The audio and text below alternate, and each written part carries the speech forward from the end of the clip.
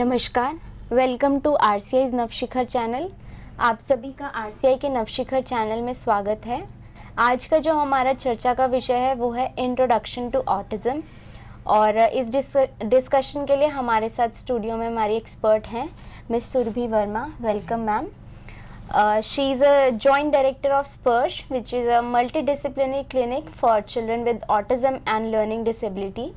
She has done MSc in Child Development from MS University, and she has done post-graduation in Special Education from UK and working for last 5 years in this field.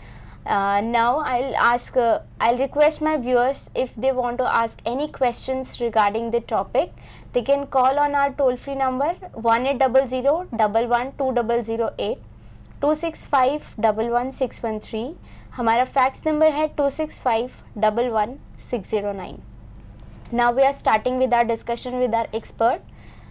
Ma'am, जैसे कि आज का हमारा topic of discussion introduction to autism है, तो आप हमें इसमें ऑटिज्म के बारे में क्या बताना चाहेंगे? आज हम जो टॉपिक ले रहे हैं वो है इंट्रोडक्शन टू ऑटिज़म, और उसके अंदर में ऑटिज़म के डिफरेंट क्या क्या कॉजेज़ हैं, किस वजह से हो रहा है ऑटिज़म, और क्या क्या आइडेंटिफिकेशन है ऑटिज़म की, और क्या क्या कैरेक्टरिस्टिक्स हैं ऑटिज़म में, उन सब चीज़ों को मैं कवर करूँगी ऑटिज़म में। जी राइट। अगर हम लोग if we look at the screen, our first topic is what is autism. Right, and the first point is it's a neurodevelopmental disorder. इसका मतलब कि जो autism है that is linked to neurologically, that is the brain, and development, that is the growth. So that means that as the child grows, जो बच्चे का mental development होता है वो उसकी growth के हिसाब से नहीं होता. जैसे जैसे बच्चे नॉर्मल बच्चे बड़े होते हैं, उनका जो मेंटली जैसे वो डेवलप करते हैं उस हिसाब से हमारे ऑटिस्टिक बच्चे नहीं डेवलप कर रहे होते, वो थोड़ा अलग तरीके से डेवलप कर रहे होते हैं. तो first is there is a difficulty in neurodevelopmental disorder. The second is that there is a triad of impairment, that is 3 areas जो हैं वो उनमें impairment सबसे ज़्यादा होती है. First is social interaction, second is communication language, and third is the impairment in thought processes, that is rigidity of thought. ये 3 जो areas हैं, इन 3 में impairment autism में हमें दिखाई देती है. Social interaction का मतलब होगा कि जो बच्चे सोशली किसी जने से बात करते हैं, कैसे वो अपने फ्रेंड्स से बात करते हैं, जैसे वो स्कूल जाते हैं वहाँ पर वो कैसे बच्चों से बात कर रहे हैं, टीचर्स से बात कर रहे हैं, रिलेटिव से बात कर रहे हैं, that all comes in social interaction and that is impaired. बच्चों को इस सब में दिक्कत होती है. कम्युनिकेशन एंड लैंग्वेज मीन्स कि हम जब बच्चे किसी से बोल रहे हैं, हमारे कम्युनिकेशन वर्बल और नॉन वर्बल दोनों होते हैं. नॉन वर्बल के अंदर आएगा जेस्चर्स, हमें पॉइंट करना है, हम आइज से बात करते हैं, हम आइज के एक्सप्रेशन से दूसरों की भाषा को समझते हैं, और कभी कभी हम आइज के एक्सप्रेशन से, अपने पॉइंटिंग से दूसरों को अपनी बात समझाते भी हैं. इसी तरह से बात करने में जो कम्युनिकेशन है हमारा वो इम्पेयर्ड होता है बच्चे जिनको ऑटिज्म होता है. And last is the rigidity of thought, जैसे एब्स्ट्रैक्ट थिंकिंग जो है और इमेजिनेशन है, उसमें बच्चों को दिक्कत आती है. तो दीज आर 3 areas, और we will take this in detail later. So these are the 3 areas which are impaired in autism. After that, the next thing is that in autism there is restricted and repetitive behaviors.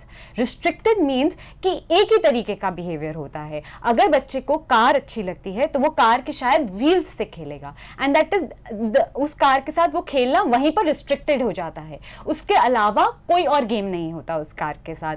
And repetitive means कि वो बार बार वही काम करेगा, जो कि उसको एक area जो है पसंद आ गया है, उसी एरिया को वो दोहराने लग जाता है बार बार. So that means that it is restricted and repetitive. The next point is sensory dysfunction. Autism में जो अगला एरिया होता है वो है सेंसरी डिसफंक्शन का. सेंसरी डिसफंक्शन मीन्स जो हमारी सारी सेंसेस हैं बॉडी की, वो हमारे ब्रेन में जाकर एक इंफॉर्मेशन देती है. ब्रेन जिसको एक सबको इकट्ठा कर फिर हमारी जो बॉडी है उसको बताता है हमें कैसे रिएक्ट करना है.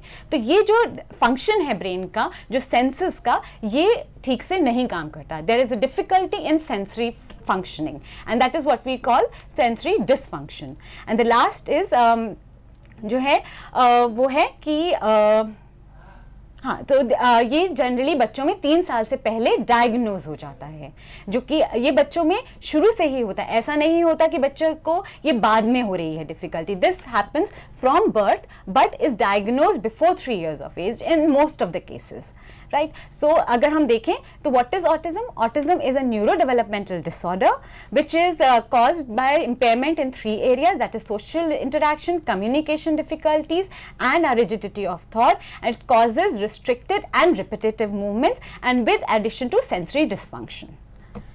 मैम मीन्स हम इन पॉइंट्स को जो भी आपने बताया कि ट्रायड ऑफ इम्पेयरमेंट होता है, सेंसरी डिसफंक्शन होता है and it's a neuro developmental disorder. तो like we force on these points and उसके बेसिस पे हम ये देखते हैं कि बच्चे ऑटिस्टिक है या नहीं। बिल्कुल। तो मैम जैसे 0 to 3 years है, तो क्या हम उसमें पता लगा सकते हैं, क्योंकि कम्युनिकेशन जो है वो प्रॉपरली डेवलप नहीं होता है। कम्युनिकेशन, जैसे मैंने कहा, communication is not only verbal communication, there is also non verbal communication. Like बच्चा जेस्चर्स समझ रहा है, क्या वो मेरे पॉइंट्स को देख रहा है, क्या जहाँ मैं पॉइंट कर रही हूँ दैट इज जॉइंट अटेंशन, क्या बच्चे में जॉइंट अटेंशन है, वो इन सब चीज़ों से भी वो टर्न टेकिंग ले पा रहा है कि नहीं ले पा रहा।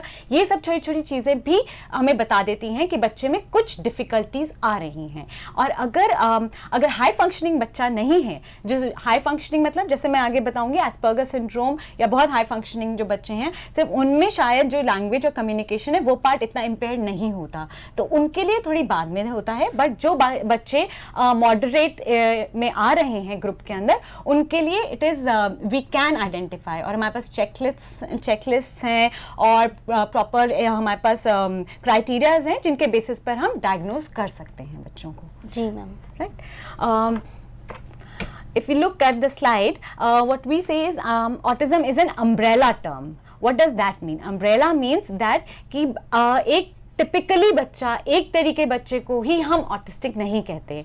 अम्ब्रेला मतलब एक छतरी है जिसके अंडर बच्चे जो हैं वो पूरी एक रेंज है बच्चों की, जिसके साथ एक जो रेंज है उसमें बच्चा एक अलूफ बच्चा भी होता है, और दूसरी एंड पर जो बच्चा है वो एक्टिव बट ऑड भी होता है। अलूफ मतलब वो बच्चे, those children who prefer to be in their own world, जैसे हम बोलते हैं कि child is in their own world, they prefer to stay away from other human contact. And the other end is active but odd, जिसके अंदर बच्चा, the child may start initiating some interaction, they may want to initiate interaction, they may not know how to initiate interaction with another individual, so the child is active। ऐसा नहीं है कि वो बच्चा अपने अंदर है, वो कोई आई कांटेक्ट नहीं दे रहा है, बट वो फिर भी इस रेंज के अंदर आ जाएगा क्योंकि वो इनिशिएट करना उसको समझ नहीं आ रहा। वो किसी और के पास जाएगा, जैसे अगर किसी के साथ उसको खेलना है, मगर वो अपनी कोई बात करने लग जाएगा। he will not talk according to what the situation is there, what is the environment, so these are the two range. और इसके बीच में बच्चा कहीं पे भी हो सकता है, कहीं पे वो सोशल इंटरेक्शन के अंदर शायद वो बच्चा अलूफ हो या बच्चा चुप हो, मगर जब वो आता है अपने एब्स्ट्रैक्ट थिंकिंग में तो शायद वो बेटर हो उसके अंदर। तो एक पूरा रेंज है और ये बहुत स्पाइक्स होते हैं बच्चे के अंदर। आप किसी भी एक बच्चे को एक जगह पर नहीं लेबल कर सकते हैं, वो हर बच्चा पूरे अम्ब्रेला में, कोई उसकी कैपेबिलिटी कहीं पर हो सकती है, कोई कैपेबिलिटी दूसरे एंड पर हो सकती है। So that's why we call autism in itself is an umbrella term, and therefore no two children with autism are alike because इतना वेरिएशन है हर बच्चे के अंदर।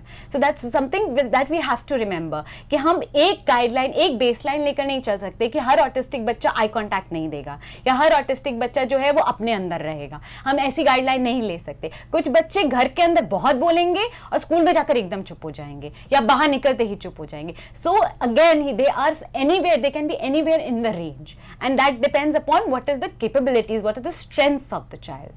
राइट। द नेक्स्ट इज जो हम एक्टिव बट ऑड होते हैं उनके साथ हम लेते हैं एस्पर्गर सिंड्रोम। जनरली हम उनके साथ लिंक करते हैं एस्पर्गर सिंड्रोम को। एस्पर्गर सिंड्रोम मतलब हाई फंक्शनिंग बच्चे ऑटिज्म के। That means that for the children with Asperger syndrome there is no difficulty in communication and language. जो रेगुलर बच्चे जिस एज पर कम्युनिकेशन और लैंग्वेज सीखते हैं, हमारे ऑटिस्टिक बच्चे जो एस्पर्गर सिंड्रोम में होते हैं वो सेम एज पर कम्युनिकेशन, इनफैक्ट लैंग्वेज सीख जाते हैं। स्पीच में कोई आपको जो है डिले जनरली नहीं दिखेगा, उन्हीं बच्चों को हम एस्पर्गस में डालते हैं। प्लस उनकी कॉग्निटिव एबिलिटीज जो होती हैं, जो उनकी सोशल एबिलिटीज होती हैं, they are much better than other children, so they will come in a regular, almost a regular age group, but there will be difficulties in social interaction, there will be difficulties in communication, but there may not be major impairments in them, and that is when we label a child with Asperger's syndrome. और इन दोनों के अलग अलग criterias होते हैं assess करने के, and this is done by trained professionals, right? After that, जैसे मैंने अभी एक टर्म यूज करी थी, sensory dysfunction, so let's discuss what is sensory dysfunction. हमारी जनरली सबको पता है कि 5 सेंसेस होती हैं, that is smell, vision, touch, hear and taste. These are 5 senses which are giving us information, which take information from our environment to the brain, और brain में जाकर हमारे brain को पता लगता है कि what is the environment like, and we react accordingly. There are 2 other senses which are involved in everyday functioning. One of them is vestibular. Vestibular is our sense of our balance, sense of our where our head is, positioning of head, and the equipment is within our ears, right? तो हमारी head की जो positioning है वो जो है वो vestibular से हमें पता लगती है, right? And other is proprioceptive. Proprioceptive means कि हमारे को हमारी बॉडी स्पेस में कहाँ है, are we close to an object, are we away from an object, ये सारी जो इन्फॉर्मेशन है ये हमें प्रोप्रियोसेप्टिव से मिलती है. और जो डिफिकल्टी हमारे बच्चों में हो रही होती है ऑटिज्म में, कि ये 2 सेंसेस में डिफिकल्टी है, उनको नहीं समझ में आ रहा होता कि कभी कभी प्रोप्रियोसेप्टिव, अगर हम बोलें कि प्रोप्रियोसेप्टिव इश्यूज हैं, उसका क्या मतलब होता है, बच्चे को नहीं पता लग रहा होता कि वो कितना दूर खड़ा है टेबल से, उसका जो एल्बो है, where is it in the space, is it coming too close to another person or is it too away from another person. इसलिए कभी कभी उनकी बॉडी पोस्चरिंग और ये सब अलग हो जाती है, उनको डिफिकल्टी होती है समझने में भी. और दूसरा है vestibular, that's why we will see lots of children spinning, वो अपना हेड को स्पिन कर रहे हैं, या they will enjoy looking at spinning objects that are turning around. क्यों? क्योंकि उनके vestibular, the placement of their head is not correct, they don't know where is their head placed, and sometimes that helps them to balance themselves. When they turn around, वो spin करते हैं या वो बार अपने head को shake करते हैं, तो उनका जो थोड़ी देर के लिए जो वेस्टिबुलर स्टिमुलेशन है वो ठीक माइंड में जाने लग जाता है, and suddenly they can perform better, right? So these are again sensory dysfunctions which sometimes cause difficulties to our children, and there are proper sensory integration therapy that the child requires in addition to other therapies to get over, or at least get accumulate or assimilate all these senses in their functioning. Means ma'am, जैसे जो हमारे senses होती हैं या जो vestibular system, जो आपने प्रोप्रायोसेप्टिव जो हमारे सेंसेस बताए हैं, तो इसका मतलब कि इनमें अगर प्रॉब्लम हो जाती है तो we can say that there is a possibility that the child is autistic. नहीं, इस सिर्फ इनके बेसिस पर आप नहीं कह सकते हो. You have to have the triad of impairment plus you have to have sensory difficulties, क्योंकि कुछ बच्चों में जिनमें ऑटिज्म नहीं भी होता उनके अंदर भी ये डिफिकल्टीज हो सकती हैं. Therefore sensory dysfunction is not, it is a criteria but it is not the main criteria, क्योंकि बहुत सारे हमारे ऐसे बच्चे होंगे जिनमें सेंसरी इश्यूज नहीं होंगे, कोई भी सेंसरी इशू नहीं है. खासकर जो कि बच्चे एस्पर्गर्स या हाई फंक्शनिंग में आते हैं उनमें बहुत कम सेंसरी इश्यूज होते हैं. तो based on sensory issues you can diagnose, based on the triad of impairment you can diagnose.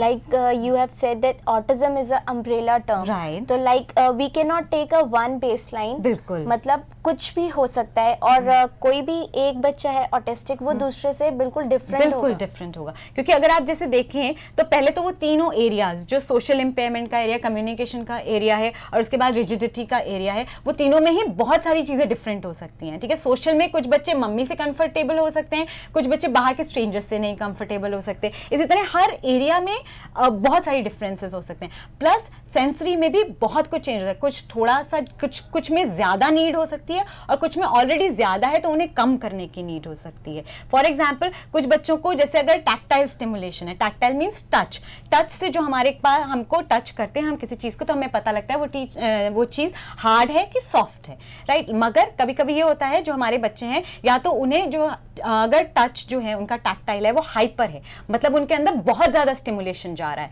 तो वो जब टच करेंगे तो शायद उन्हें ऐसा लगे कि ये तो चुभता है मुझे, जबकि इसमें चुभने वाली कोई बात नहीं है, मगर वो टेबल को देखकर दूर भागें। हम उसको लेबल कर सकते हैं बिहेवियर डिफिकल्टी, बट एक्चुअली क्या है, वो उसकी टच की हाइपर टैक्टाइल है, मतलब उसको ज्यादा स्टिमुलेशन मिल रहा है। इसलिए हम कई बार बच्चों को देखेंगे वो टोज पर चल रहे हैं, क्यों? क्योंकि वो पूरा पैर नीचे ही नहीं रख पाते, उन्हें फर्श से ऐसा लगता है जैसे चींटियां चुभ रही हैं, ठीक है। और दूसरा है हाइपो, वो बच्चे सारा टाइम लेटे रहेंगे, हार्ड चीज, हार्ड ब्रश अपने हाथ पे लगाते रहेंगे, मगर उन्हें फिर भी सेंसेशन नहीं आ रहा। तो इसमें भी बहुत सारी वेरिएशंस हो सकती हैं। तो therefore it's an umbrella term, और क्योंकि इतना सारा कुछ वेरिएशन हो सकता है, that's why you can't say कि two children can be alike, जबकि और मतलब हम same है। एक क्राइटेरिया के बेस पे हम डायग्नोज नहीं कर सकते। बिल्कुल correct, you can't diagnose on one criteria itself, right? If sensory dysfunction is clear, so we will move to the next area, and that is causes.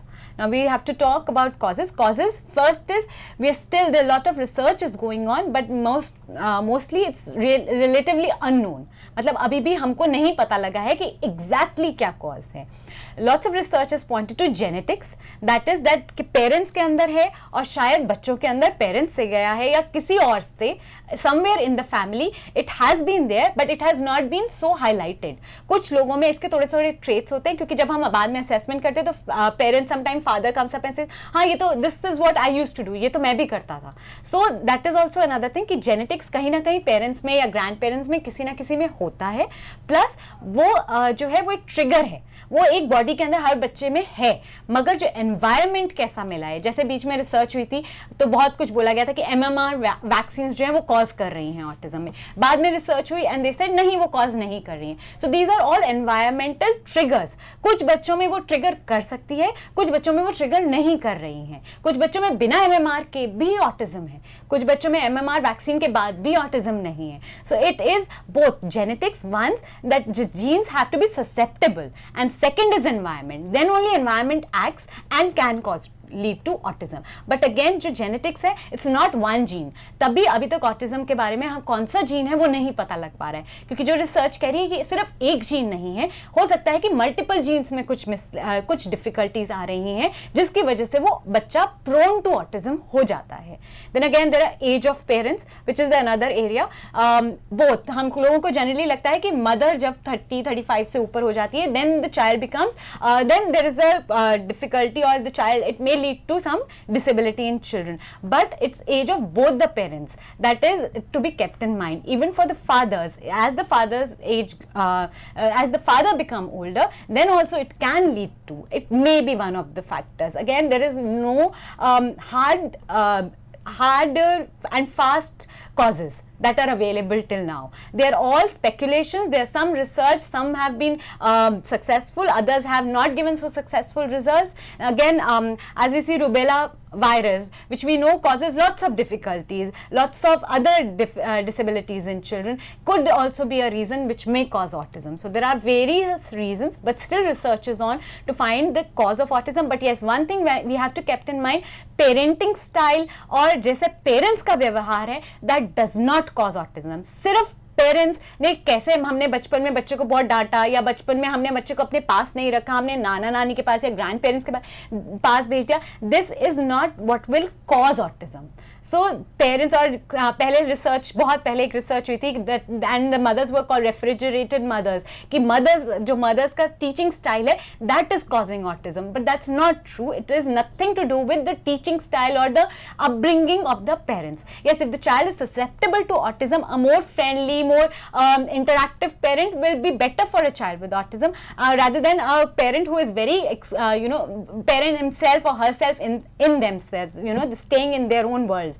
But it's nothing per se that causes, not the behavior of the parents that will cause autism.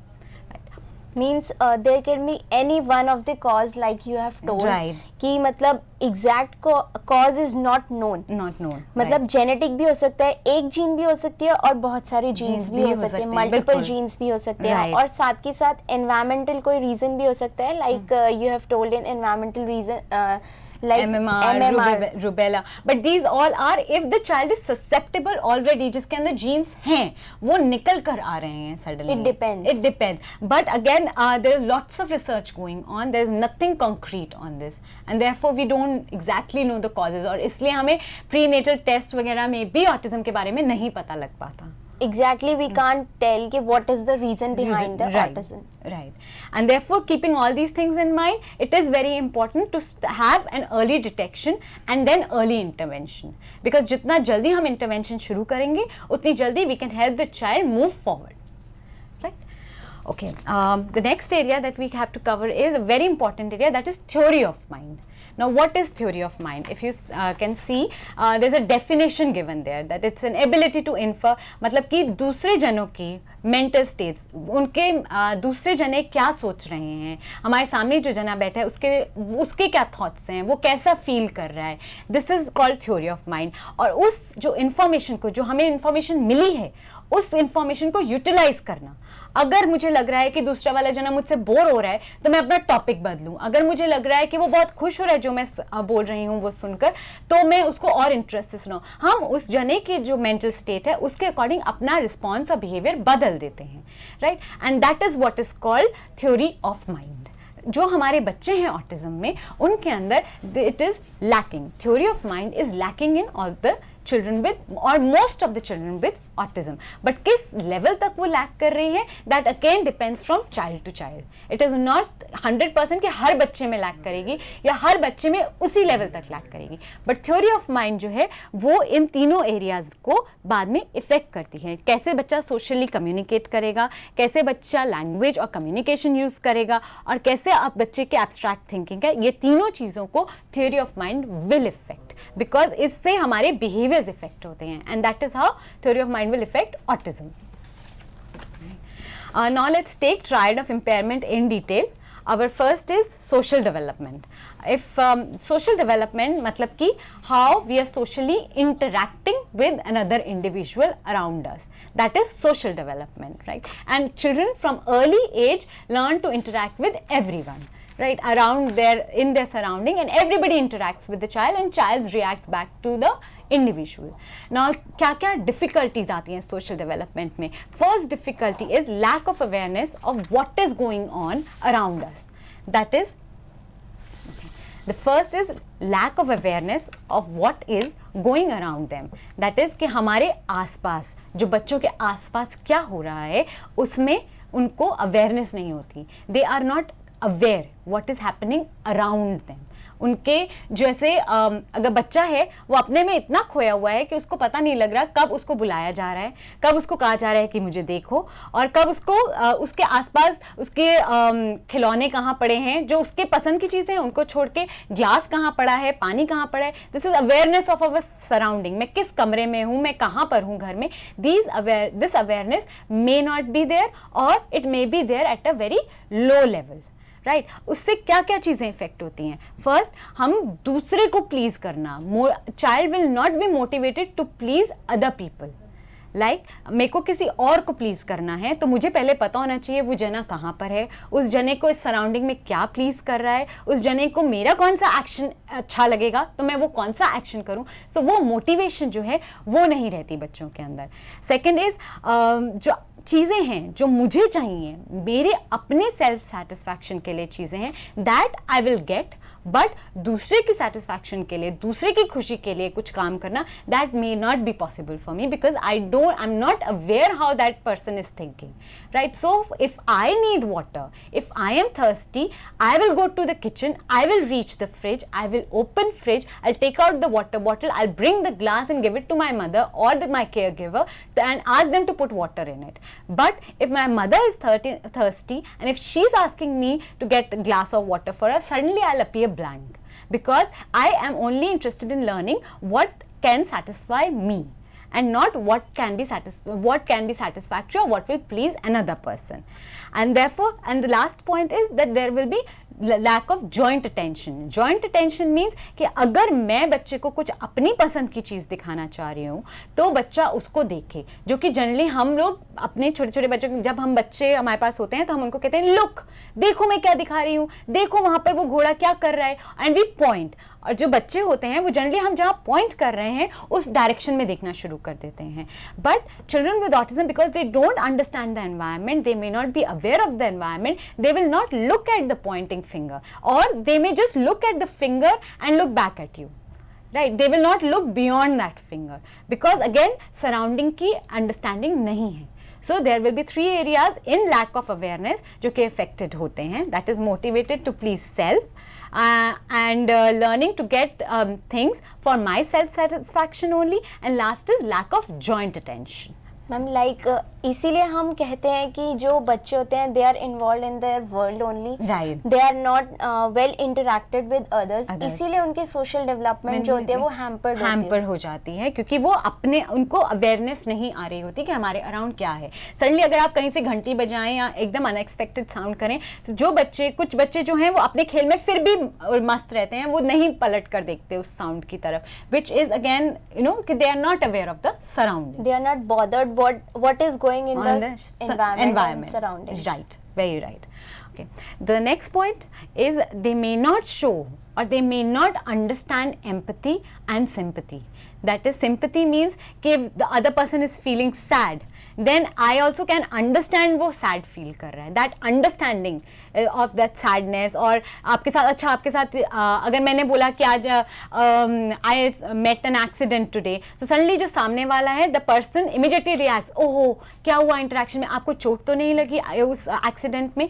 But जो हमारा बच्चा होगा they may not understand how to sympathize. What they will ask is, अच्छा कौन सी car थी, किस car से accident हुआ, रेड कलर की मारुति थी, ग्रीन कलर की मारुति थी. So there will be a gap in what they are asking. They are also asking about the accident but they may not ask the right questions. And second is empathy. Empathy means putting oneself in another person's shoes.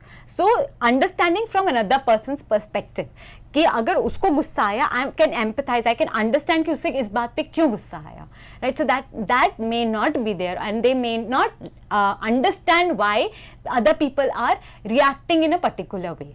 और इसकी वजह से जो हमारी difficulties होती हैं वो है जैसे कि दूसरे को खुश करने की. अगर मेरे को ये नहीं पता लग रहा या मेरे को ये समझ नहीं आ रहा कि उसका पर्सपेक्टिव क्या है जने का, तो I will not have the desire to please the person. Then second is I will have a low response to social praise. मतलब कि दूसरा खुश होगा, वो क्लैपिंग करेगा मेरे लिए, तो मैं वेरी गुड के लिए काम करूं. जो मोस्ट बच्चे काम करते हैं कि जब हम बोलते हैं वेरी गुड तो they want to do extra. Our children may not do extra because they can not empathise कि this person is feeling happy, the person in front of me is feeling happy because I am doing a good work, so I should do even better so that this person feels more happy. So that understanding is difficult for our children to have. The next point that is there is no concern about the effect of his behavior on others behavior. मतलब दूसरे के emotions के ऊपर, मतलब if I have asked for something, how that person is feeling emotionally. अगर मैंने उसको जने को बोल दिया कि आपके जो एक्सीडेंट हुआ वो रेड कार से था कि ब्लू कार से था, तो उनका जो बोलने का मतलब था they are still concern, they are asking about the accident, but दूसरे जने का क्या इमोशनल स्टेट है उसके अकॉर्डिंग में नहीं है. So they will have, it's not their concern, they will not be that concerned. Some children, again as I say, there is no hard and fast rule. Some children may be concerned, they may show concern to a person. Like for example, 2 days back it happened that a child with Asperger's syndrome saw a lady who was unable to walk and he was very sad कि ये आपको कैसे हुआ, क्यों हुआ, मैं आपको chair के पास ले जाकर बिठा दूं. So it's may then suddenly there was question mark, is the other people asked, is he actually Asperger's, because he can sympathize. But yes, he can sympathize, but that's a learned behavior he may have picked up, or he may have that ability, he can perceive but not to a very great level. क्योंकि उस जने की या उस lady की physical difficulty थी, it was very apparent that she might be in pain or she might be having difficulty, तो उस बच्चे को एकदम समझ आ गया एंड ही कुड एम्पथाइज और sympathise with the person. But अगर वो मेंटल स्टेट होता that the person is feeling angry from with in and there is no physical impairment or no physical clue to the difficulty that the person is going through, then the child may not understand. Right. And the next point, because they do not show empathy or sympathy, or they don't understand other person's mental state, they will prefer to be in their own world, on their own, because उन्हें नहीं समझ में आ रहा है. And they do know, most of our children do know that there is something different, something that this person is trying to communicate which I am unable to understand. So the best is to stay on my own, so that neither the pressure is built on me to understand what the person is saying, and I won't feel that bad, or I won't feel left out, or I won't feel different. Ma'am इसका मतलब कि उनमें emotional problems होती हैं? Emotional problem नहीं होती, क्योंकि इन बच्चों के अंदर इमोशंस होते हैं. कई बार हम कहते हैं कि ये बच्चे इमोशंस नहीं होते. That is very wrong to say, because in बच्चों के अंदर भी सारे इमोशंस होते हैं. What is lagging is sometimes understanding of their own emotions. वो अपने इमोशंस वो रो रहे हैं, but what is that they are feeling sad, that understanding of word sad may be missing. It's a very complicated concept, because generally हम अगर रो रहे हैं तो सबके दिमाग में एक sad word automatically जाता है कि वो दुखी है इसलिए रो रहा है. मगर जो हमारे बच्चे हैं उनके लिए रोना और दुखी may not be linked together. So therefore it is not emotional problem. What they are facing is lack of understanding of their own emotions and lack of understanding of other person's emotions. और मतलब इससे ये भी हो सकता है कि understanding में प्रॉब्लम है, इसीलिए वो एक्सप्रेस नहीं कर पा रहे हैं. कि वो क्योंकि उन्हें खुद को ही नहीं समझ में आ रहा. The most of the children, कभी वो उन्हें भूख लग रही होती है या something is troubling them, they will cry. But if you ask them why are you crying या क्या हुआ, they will not be able to answer, because उन्हें समझ में नहीं आ रहा कि what is making them cry, what is that thing that is making them or causing unhappiness to them.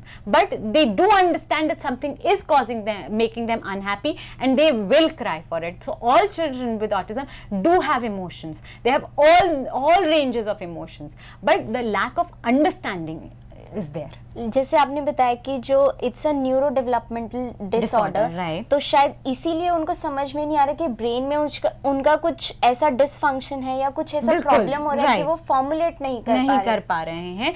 That is what the research is going on, कि किस part of brain में क्या इश्यूज हैं, क्या डिफिकल्टीज हैं, जिसकी वजह से वो जो एक ऑटोमेटिक लिंक है हमारा सैडनेस और क्राइंग का, most of the time nobody can even think कि आप रो रहे हो मगर आपको ये समझ नहीं आ रहा कि सैड है, क्योंकि सैड और crying will go together. For us it is very difficult to separate both the things out. But where is that gap in their thinking, where is that gap in their neurological development, that is difficult. For that we are trying to research, and therefore because of that gap it is difficult for them to understand other people's emotions, right? And the third problem that comes in social development is imitation, lack of imitation. जो सामने जना कर रहा है उसको वही करना, that is imitation. And what our children are doing is they will not imitate, they may not want to imitate. Again why? एक तो सराउंडिंग्स, जो हमने पहले बोला सराउंडिंग की इतनी अवेयरनेस नहीं है, राइट. दूसरा जैसे कि मैंने बोला एम्पथाइज और सिंपथाइज, वो फीलिंग अंडरस्टैंडिंग ऑफ वो फीलिंग नहीं है. So then they are not motivated to imitate also, right. And the causes and the difficulties are that they show low interest in peers. Generally जब बच्चे खेलते हैं, जब बच्चे एक दूसरे से बात करते हैं, तो वो एक दूसरे को इमिटेट कर रहे होते हैं. शुरू में वो एक दूसरे की नकल करते हैं कि, और यहाँ घर जाकर वो लोग इमिटेट करते हैं कि आज मेरे को मेरे फ्रेंड ने ये बोला, and suddenly you will observe a 2-year-old girl और अ बॉय कॉर्नर में खड़े होकर जो क्लास में बातें हुई हैं उन्हीं बातों को वो दोहरा रही होगी, बीइंग बोथ द चिल्ड्रन. अपनी फ्रेंड का भी वो इस लैंग्वेज बोल रही होगी या स्पीच बोल रही होगी, और अपनी भी वही पूरी कम्युनिकेशन कर रही होगी उस टाइम पे. So they are not motivated, so there will be lack of interest in peers, क्योंकि वो उनको इमिटेट करने में इंटरेस्टेड नहीं है, इसलिए जनरली वो उनमें मोटिवेटेड भी नहीं होते जाकर. The next is again no interest in rule oriented game. जो हमारे रूल्स होते हैं, जब हम स्टापू खेलते हैं, कैरम बोर्ड खेलते हैं, इनके रूल्स जनरली हम दूसरों को देख देख के सीख जाते हैं कि अच्छा जब पहली बार क्वीन जाती है तो we have to wait, we can't take out the queen. Most बच्चों को अगर आप ये रूल नहीं भी समझाएंगे, वो 2 बार ही अगर गेम देखेंगे कैरम बोर्ड का, third time they will understand the game, they will understand the rule and they will play accordingly, and that that goes for all the games, all the complicated games. They go accordingly, even if you have not taught them the rule, they will understand. And because the children with autism don't do imitation, or they lack imitation, therefore they will have difficulty in following the rules of the game, of the complicated games, right? And second is अगर कोई friend या peer, that is the friend, अगर वो बोल रहा है कि नहीं मुझे ये नहीं करना, मुझे ये गेम करना है, तो उनका, या मुझे ये वाला गेम खेलना है, मुझे ये वाला गेम नहीं खेलना, तो they may not be able to respond accurately to that request, because again they can not imitate, they can not understand कि ये सडनली ये गेम छोड़कर इधर क्यों चला गया. And that I can, even if I don't understand, if I imitate the person, that will lead to my growing of my communication with that person. So that understanding goes missing in imitation, and therefore there is a lack of imitation in children. Ma'am जैसे आपने बताया कि rules follow नहीं करते और imitation नहीं करते, तो क्या हम बोल सकते हैं कि वो इमिटेशन इसलिए नहीं करते because they are not interested और they are not bothered what is going in their surroundings और what is happening in their environment, right? वो इमिटेशन इसीलिए नहीं कर रहे हैं because the first reason is lack of awareness. तो वो अवेयरनेस नहीं है सराउंडिंग की, they are not very interested in the surrounding, they are happy to be on their own. And second is they don't empathise, उन्हें नहीं समझ में आ रहा दूसरे जने की इमोशनल स्टेट क्या है. So they don't understand the concept of imitation. But again, I'll stress that it is not that all children won't do imitation. Some of them may be able to do minor, थोड़ी सी imitation. Some of them may be able to, आप देखेंगे वो कुछ बच्चे TV पर अगर वो कोई कार्टून गेम खेल रहे हैं, they are children with autism spectrum disorder, they'll be able to imitate that game. But what will then result in, they will be only able to imitate the amount or the game that they have observed. ये उसके आगे नहीं पहुंच पाएंगे, फिर वो वहां अटक जाएंगे. So again lack of imitation is there. Complex imitation may be difficult, और but sometimes children may be able to do simple imitations. But again, imitation is an area which causes difficulties in social development, and it is a very, very important area. So therefore, when we work with the children, we start with imitation, because imitation से language, communication, social interaction सब कुछ imitation पे बहुत dependent होता है. और इसके साथ साथ हमें ये भी बताना होता है कि जैसे आइसोलेशन में है बच्चा, तो मतलब सिर्फ सिंगल कंडीशंस का अगर सीख रहा है कि मतलब पर्टिकुलरली उसने देख लिया तो हाँ भाई तब वो इमिटेट कर रहा है, पर उसको ये नहीं पता कि उसको जनरलाइज कैसे करना है, उसको मतलब सारे सिचुएशंस में उसको कैसे उस बात को, उस चीज को जो उन्होंने सीखा है उसको अब बाहर जाकर या किसी और बच्चे के साथ कैसे इमिटेट करेंगे, कैसे उस जो उनके पास जो वो क्वालिटी आ गई है इमिटेशन की, वो किस बच्चे के साथ करनी है, किस बच्चे के साथ नहीं करनी है, कब करनी है, that will be difficult for them. So these all areas will be affected. Again no hard and fast rule, but इसकी वजह से सोशल जो डेवलपमेंट है उसमें इम्पेयरमेंट आती है. These are the possibilities but not very hard and fast rule कि ये ही होगा. दीज आर द पॉसिबिलिटीज, और इन पॉसिबिलिटीज की वजह से जो कि खासकर 3 है, that is lack of awareness of surrounding, lack of understanding of empathy and sympathy, and third is lack of imitation.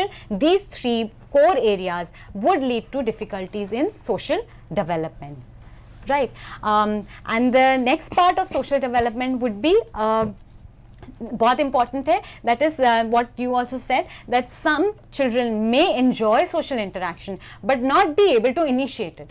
तो वो उनको अच्छा तो लगता है, अगर कोई और बच्चा जाकर उनसे बात कर रहा है, then they can imitate the child and then they can play with the child. But जब उनके पास छोड़ दिया जाता है कि तुम जाकर उस बच्चे से बात करो, you go and approach the child और an adult, they will have difficulty with that. So they may enjoy social interaction but they may not be able to initiate it. And the next point is abnormal eye contact. That I have used specifically, I have used the word abnormal because बहुत सारे लोग बोलते हैं कि वो eye contact नहीं देते, and that is the first way of diagnosing a child कि इसको ऑटिज्म है, हाँ क्योंकि आई कॉन्टैक्ट नहीं दे रहा है, which I don't agree with. Lots of children with autism will be able to give eye contact, they will look at you when you call their name. So it, but the eye contact is abnormal. What does abnormal means? That understanding of what eye contact means may be missing. So because if I am, for example, like I am giving an eye contact and I am saying look there, I am not saying anything, I am saying So immediately person who can understand eye contact will understand that I am referring to something on the table.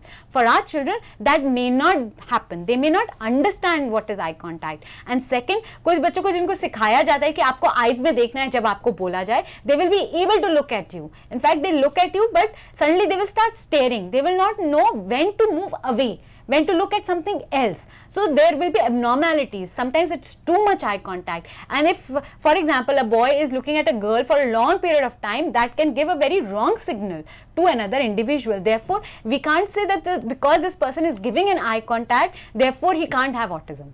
So eye contact may be there, may not be there. It is abnormal. What is important is it's abnormal, it is different. It is not what regular eye contact is. That is, they may not be able to understand what eye contact means, or they may not be able to give appropriate eye contact which is required for that particular situation. Means it might be a reason कि जो eye contact है वो meaningful नहीं है. बिल्कुल. मतलब जैसे वो देख रहे हैं eye contact, abnormal eye contact है, इसका मतलब ये नहीं कि वो हमारी तरफ नहीं देख रहे हैं. When we are calling with their name, they are looking at it. But sometimes it can happen that they are staring at us. They don't know when to move their eyes, right. Where to move their eyes. Right. So it will be like they don't understand what eye contact is trying to tell them. Right. So that will be difficult. And last is, for them the person is an agent. What does that mean? कि जो individuals हैं, जो उनके environment में हैं, they are just people who can get them some things that they want. The person, they may treat another individual as an agent to reach an object or reach something that is what they want for their satisfaction, right? And it may not be that they are very emotionally attached. So therefore, when we a lot of time we have seen children, they have what they will do, they will take your hand and they will put it on the object that they want, right? But instead of taking pointing at it or maybe looking at it, या जाकर खुद उस चीज को बोलना कि मुझे ये दे दो, they will take your hand and put on the object, right? Because your hand is a source. Your hand is an agent which is going to help them pick up that object. That is all. So for them, they may view an individual as an agent. That is all that it means. Means their main target is to get the thing right. by any source. मतलब they are not meant with the person कि right. मतलब कैसे, जैसे वो pointing भी कर सकते हैं right. या बोल भी सकते हैं, but they are not bothered. उनको बस वो चीज चाहिए, तो इसलिए वो as a source उसको person का hand use करके as a agent right. तो उसको use कर रहे हैं, right? So therefore they will take your hand and put it on the object. So your hand is an instrument that will help them to pick up the object. Right? So that is what is complete social development in all. Ma'am जैसे कि आपने autism में बताया कि causes बताया कि exact cause is not known, और उसमें जेनेटिक्स और एनवायरमेंटल कोई भी कॉज हो सकता है. जेनेटिक्स में एक जीन भी हो सकती है, मल्टीपल जीन्स भी हो सकती हैं, और it also depends on the age of the parents and rubella virus as you are told about that. और उसमें बताया कि आपने जो ऑटिज्म है basically it's a combination of various characteristics like sensory dysfunction हो सकता है, न्यूरो डेवलपमेंटल डिसऑर्डर हो सकता है, and it's a combination of impairment, triad impairment, जैसे जिसमें हमने देखा कि सोशल इंटरेक्शन में प्रॉब्लम होती है, कम्युनिकेशन में प्रॉब्लम होती है, और लैक ऑफ इमेजिनेशन, रिजिडिटी जो आपने बताया. बिल्कुल. तो अभी तक जैसे हमने डिस्कस किया जो सोशल डेवलपमेंट का था, उसमें जैसे लैक ऑफ इमिटेशन होती है, सबसे इम्पोर्टेंट लैक ऑफ अवेयरनेस होते हैं, उनको अपने सराउंडिंग्स के बारे में नहीं पता, they are involve in their world only. और साथ के साथ आपने बताया कि एबनॉर्मल आई कांटेक्ट होता है, मींस मीनिंगफुल आई कांटेक्ट नहीं होता, उनको नहीं पता कि सिचुएशन के अकॉर्डिंग कब उनको आई कांटेक्ट चेंज करना है. Right. So these are all the areas which are affected in social development. Right. Now we come to communication. Now communication जो है it begins as soon as child is 3 months, 4 months old, and communication, as I said earlier, is not only verbal communication, it is also non-verbal communication, right? Especially जो कि gestures हैं, pointing है, waiting for the turn है. अगर छोटा बच्चा भी ये tickling game है, 4 months 6 months old child understands when mother is talking in a motherese, that is mother language, the particular language between the child and the mother or the caregiver. So the child understands and responds. They may give a social smile to the mother. So these are all parts of communication which start from the very beginning, and lots of time there is a difficulty in all these communication areas. So the first is that the communication is instrumental, मतलब कि it is to affect others behavior and not their emotions. For example, इसीलिए बच्चों का जो है request will develop first.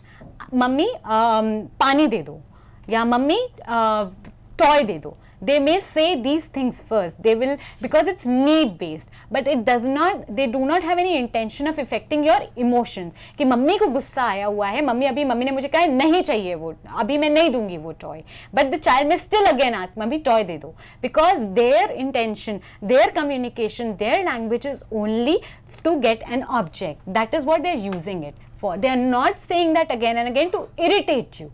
They don't understand that you might, because there is a lack of understanding of other person's emotions. This means that whatever they are saying again and again, it is not to irritate you. Lots of time I have seen parents saying, या मुझे irritate करने के लिए बार बार बोल रहा है कि mummy पानी दे दो, and I have again said no, and again he is saying this to me. But most of the time it's not to irritate you, because you are an instrument, you are an agent for the child, and the communication for them is an instrument to get what they want. It is for their request, right? So they have no intentions of affecting your emotional state. They are not trying to irritate you, they are not trying to make you angry with them, they are not trying to manipulate you. What they are only trying to do is to get the object that they want. First is that, and next is that is one of the most important reasons that request will develop, but commenting on a topic, commenting on something may not develop, or may develop very late. For example, the child, when he goes out and looks at a pleasant weather, may say there's a black cloud in the sky, but saying that it's a nice weather today, it's commenting on the weather. But saying that it's a black cloud, again a commenting, but saying that rain is falling, it's a very factual information that the child is giving. So that factual information may come first, and before that need based, if there is no need of the rain, if he is not bothered with the rain, he may not talk about it. Or if he enjoys the feeling of the rain on his body, if he has tactile issue and enjoys that, he may say rain is falling, I want to go out in the rain. That may come first, because that's a request, that's the reason, that is something that the child wants. But to say that it's a very pleasant weather, that look, there are so many clouds, that the general way of discussion, the general topic, talking about a topic may develop or may not develop later. Next is again, as we talked about, lack of theory of mind, जो हमने पहले भी discuss कर लिया है, and communication largely depends upon understanding other person's mind, understanding how the other person is feeling, and that is because that is difficult for our children to understand. Communication again is hampered. For example, इसके अंदर जैसे कि अगर if they meet someone, what will they talk about? A child with autism may talk about his or her own interests. They may suddenly start talking about, if they see someone new, you know, मेरे पास Doraemon वाला soft toy है, मैं उस soft toy से सबको मारता हूँ, and this is what he is talking about.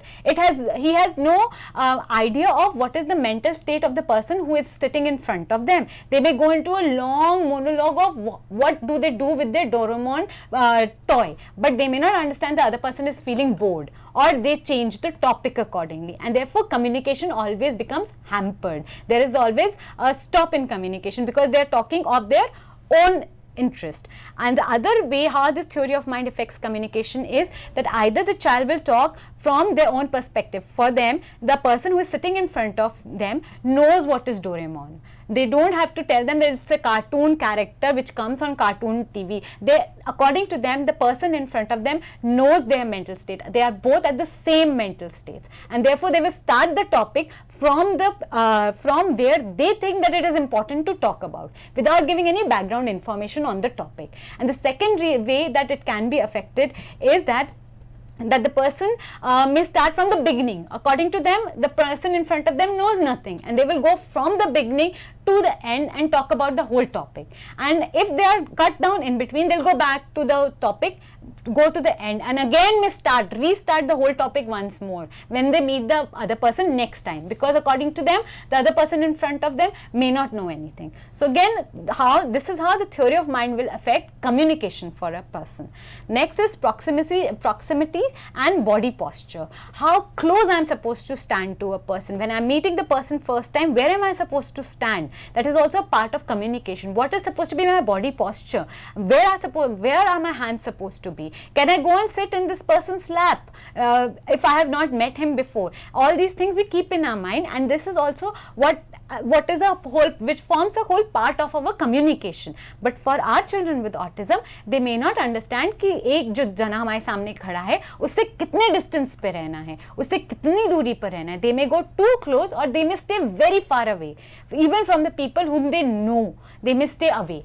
Right, and again, where is supposed to be, how is their body posture supposed to be? If they are angry, how are they supposed to look? Or how is the other person supposed to look when they are angry? That understanding of body postures and facial expressions goes missing in our children, and that is again an area which affects communication for our children.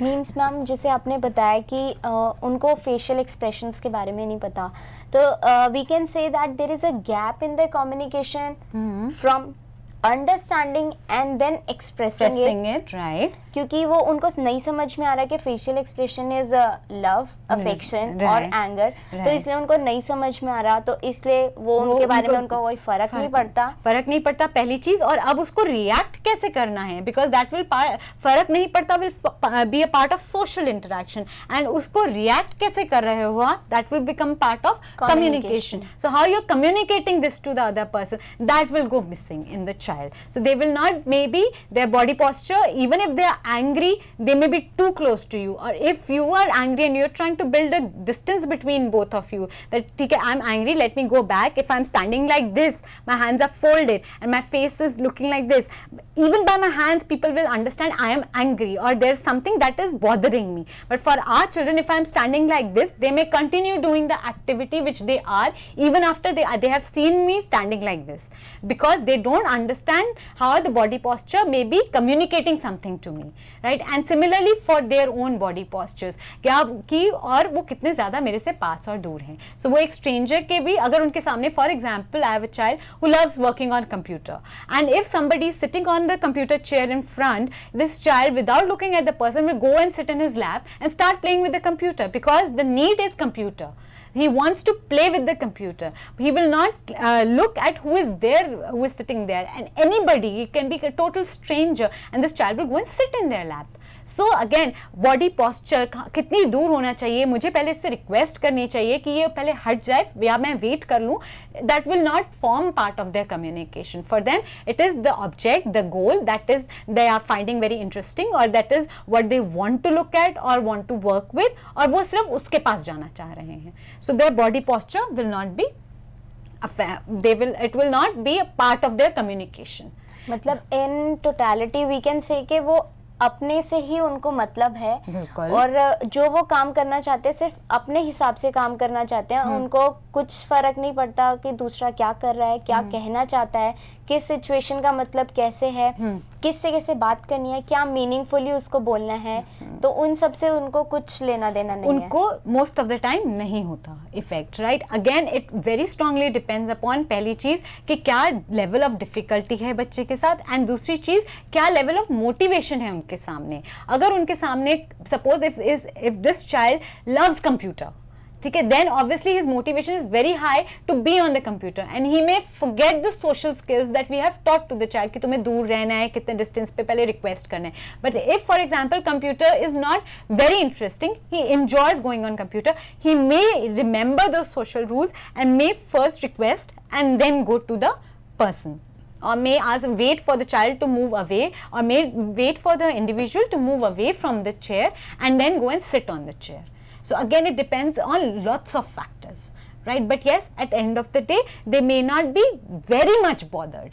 ठीक है, totally हम ये नहीं कह सकते कि उन्हें कोई फर्क नहीं पड़ रहा, बट उन्हें ज़्यादातर कम फर्क पड़ रहा होता है. जितना बाकी सबको फर्क पड़ता है उससे कम फर्क पड़ रहा होता है. मतलब कंफर्म्ड हम कुछ भी नहीं बोल सकते, कोई भी फैक्टर हो सकता है उस सिचुएशन के हिसाब से. बिल्कुल, हर बच्चे के लिए क्या ट्रिगर है उस सिचुएशन के अंदर वो एकदम अलग हो सकता है, राइट. सो इसलिए मैं ये जो एक स्ट्रॉन्ग टर्म, जैसे आपने भी बोला कि उन्हें कोई फर्क नहीं पड़ रहा होता कि क्या हो रहा है, I will I avoid the strong terms, because कोई भी चीज स्टैंडर्डाइज नहीं है।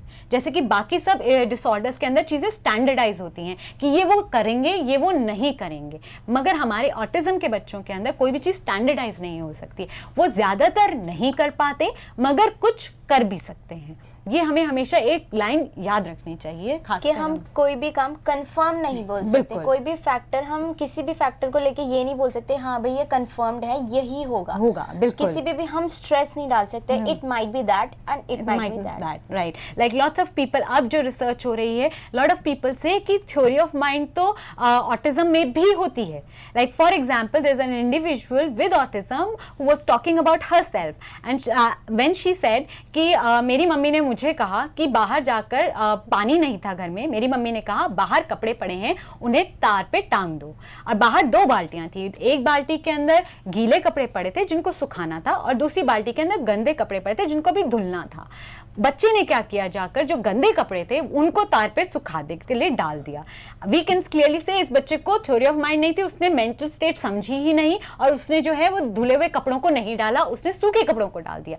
बच्चे की थ्योरी ऑफ माइंड क्या थी कि जो धुले हुए कपड़े हैं वो तो साफ हैं, वो तो थोड़ी देर और पड़े रहेंगे कोई बात नहीं है, मगर जो मैले कपड़े हैं उनमें से स्मेल आ जाएगी अगर वो बहुत ज्यादा देर पड़े रहेंगे, तो मम्मी जरूर उन गंदे कपड़ों के लिए बोल रही होगी, तो मैं वो गंदे कपड़े तार पे टांग देती हूँ। It is just that there theory of mind was different from our theory of mind. So we cannot even say कि they totally lack theory of mind. We will say that their theory of mind will be different. They may perceive, but they may think it from their point of view only. Right? So this will also affect. Okay. The next is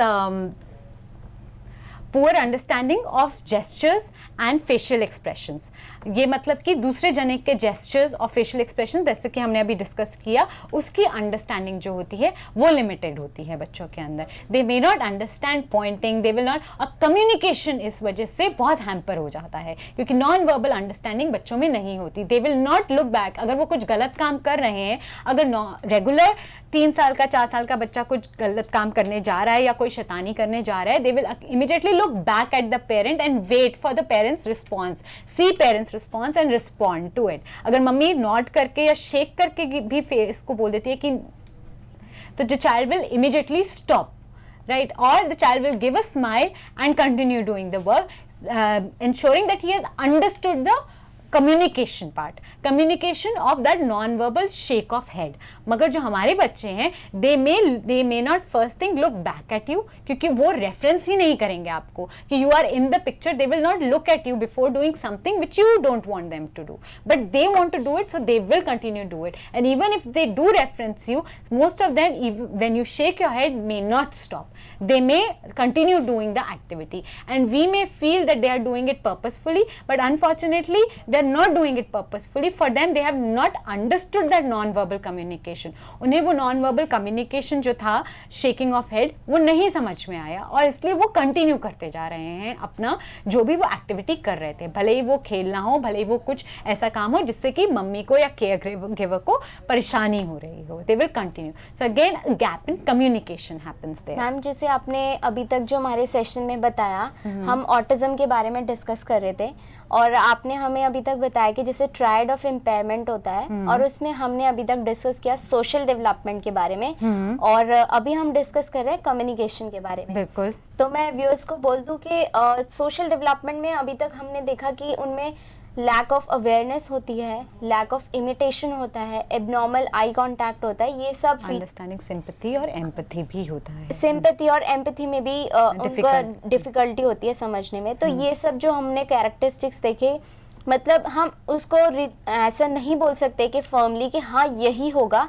it can be और it can not be, it may B और मे not B, ये possibility रहती है और हम एक factor के depend पे हम ये नहीं बोल सकते कि हाँ यही बच्चा ऑटिस्टिक है।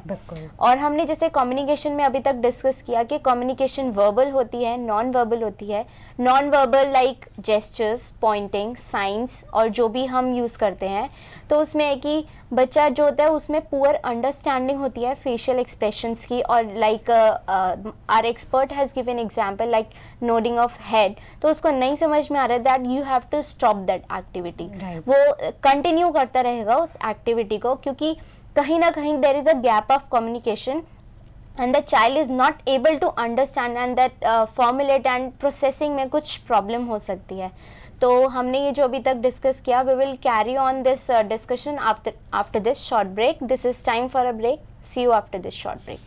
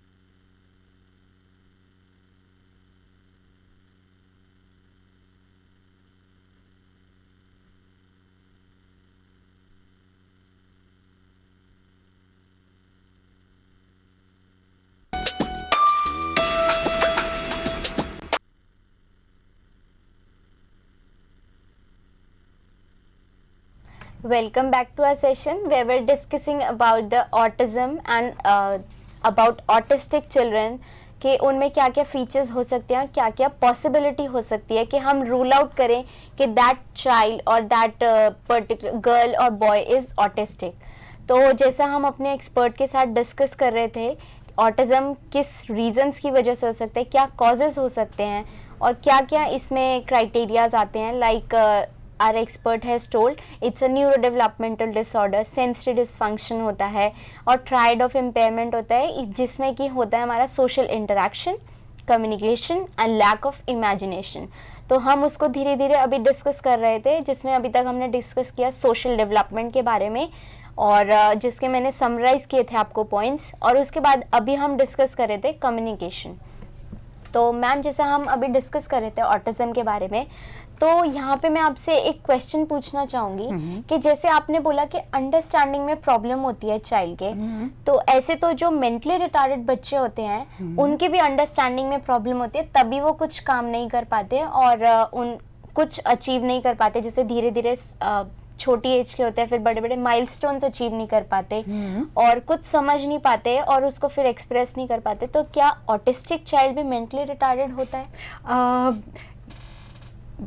जो MR है, जो मेंटल रिटार्डेशन है, उसके अंदर if you will look you will सी कि जो अगर आप उस बच्चे की असेसमेंट करेंगे तो जितने भी एरियाज़ हैं, कॉग्निटिव एरिया हो, ग्रॉस मोटर एरिया हो, फाइन मोटर एरिया हो, सोशल डेवलपमेंट एरिया हो, ये सारे एरियाज एक एज पे चल रहे हैं। बच्चा शायद 4 साल का है बट उनकी जो डेवलपमेंट हो रही है वो सब कुछ 2 ईयर्स पे डेवलपमेंट हो रहा है। So everything will be at 2 years, right. मगर जो 2 साल का बच्चा इंटरेक्शन सोशली जैसे इंटरेक्ट करता है या जैसे कम्युनिकेट करता है, वो बच्चा वैसे ही कम्युनिकेट करेगा हर सराउंडिंग में, right. That is what MR is. The child is working below the level of the age, but he is working at the same level in all the areas. मतलब similarity होगी उसके। बिल्कुल, जो बाकी 2 साल के रेगुलर बच्चे कर रहे हैं वो हमारा एक मेंटल डिफिकल्टी जिसको है या मेंटल डिसेबिलिटी जिसको कहते हैं, MR है जिसको, वो भी वो 2 साल का बच्चा, वो 4 साल का बच्चा जिसका मेंटल एज 2 ईयर्स है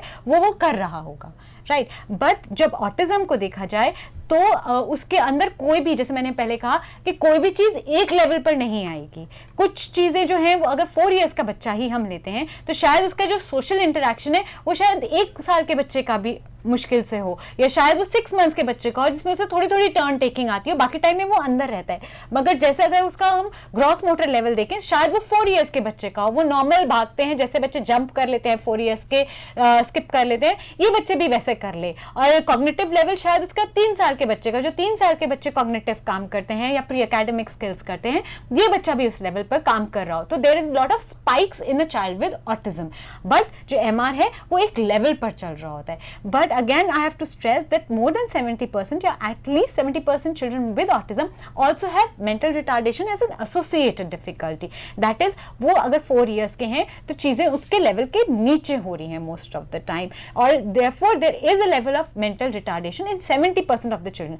But कुछ बच्चों में MR नहीं होता, that is their IQ level or their understanding level is at par with their age level. So वो एज अप्रोप्रिएट भी होते हैं कुछ बच्चे। सो इट इज नॉट कि मेंटल रिटार्डेशन और ऑटिज्म एक जैसा है, because in autism you will find lots of spikes. कुछ चीज़ें जो हमारे बच्चे जो रेगुलर IQ वाले हैं, खासकर एस्पर्गर्स में हैं, उनके कम्युनिकेशन और लैंग्वेज, जो लैंग्वेज स्किल शायद उनके एज से भी ऊपर चली जाएं। शायद वो अगर 4 इयर्स का बच्चा है तो वो जो 5 साल के बच्चे सेंटेंसेस बोलते हैं, 4 इयर्स का बच्चा लैंग्वेज उस लेवल पर बोल रहा हो, उस लेवल पे सेंटेंसेस बोल रहा हो, मगर जो उसका कम्युनिकेशन है वो शायद नीचे आ जाए थोड़ा सा, वो शायद 3.5 इयर्स के बच्चे के लेवल पर चला जाए। So there are lots of spikes and therefore you can't come to a proper एक लाइन है, बेस लाइन है, हम जनरली वो अपने बच्चों के साथ एक इन बेसिस पर नहीं दे पाते। और MR इसलिए ऑटिज्म से थोड़ा अलग है। मतलब डोमिनेंट कंडीशन जो होगी ऑटिस्टिक होगी, पर एसोसिएटेड कंडीशन मेंटल रिटार्डेशन हो सकती है।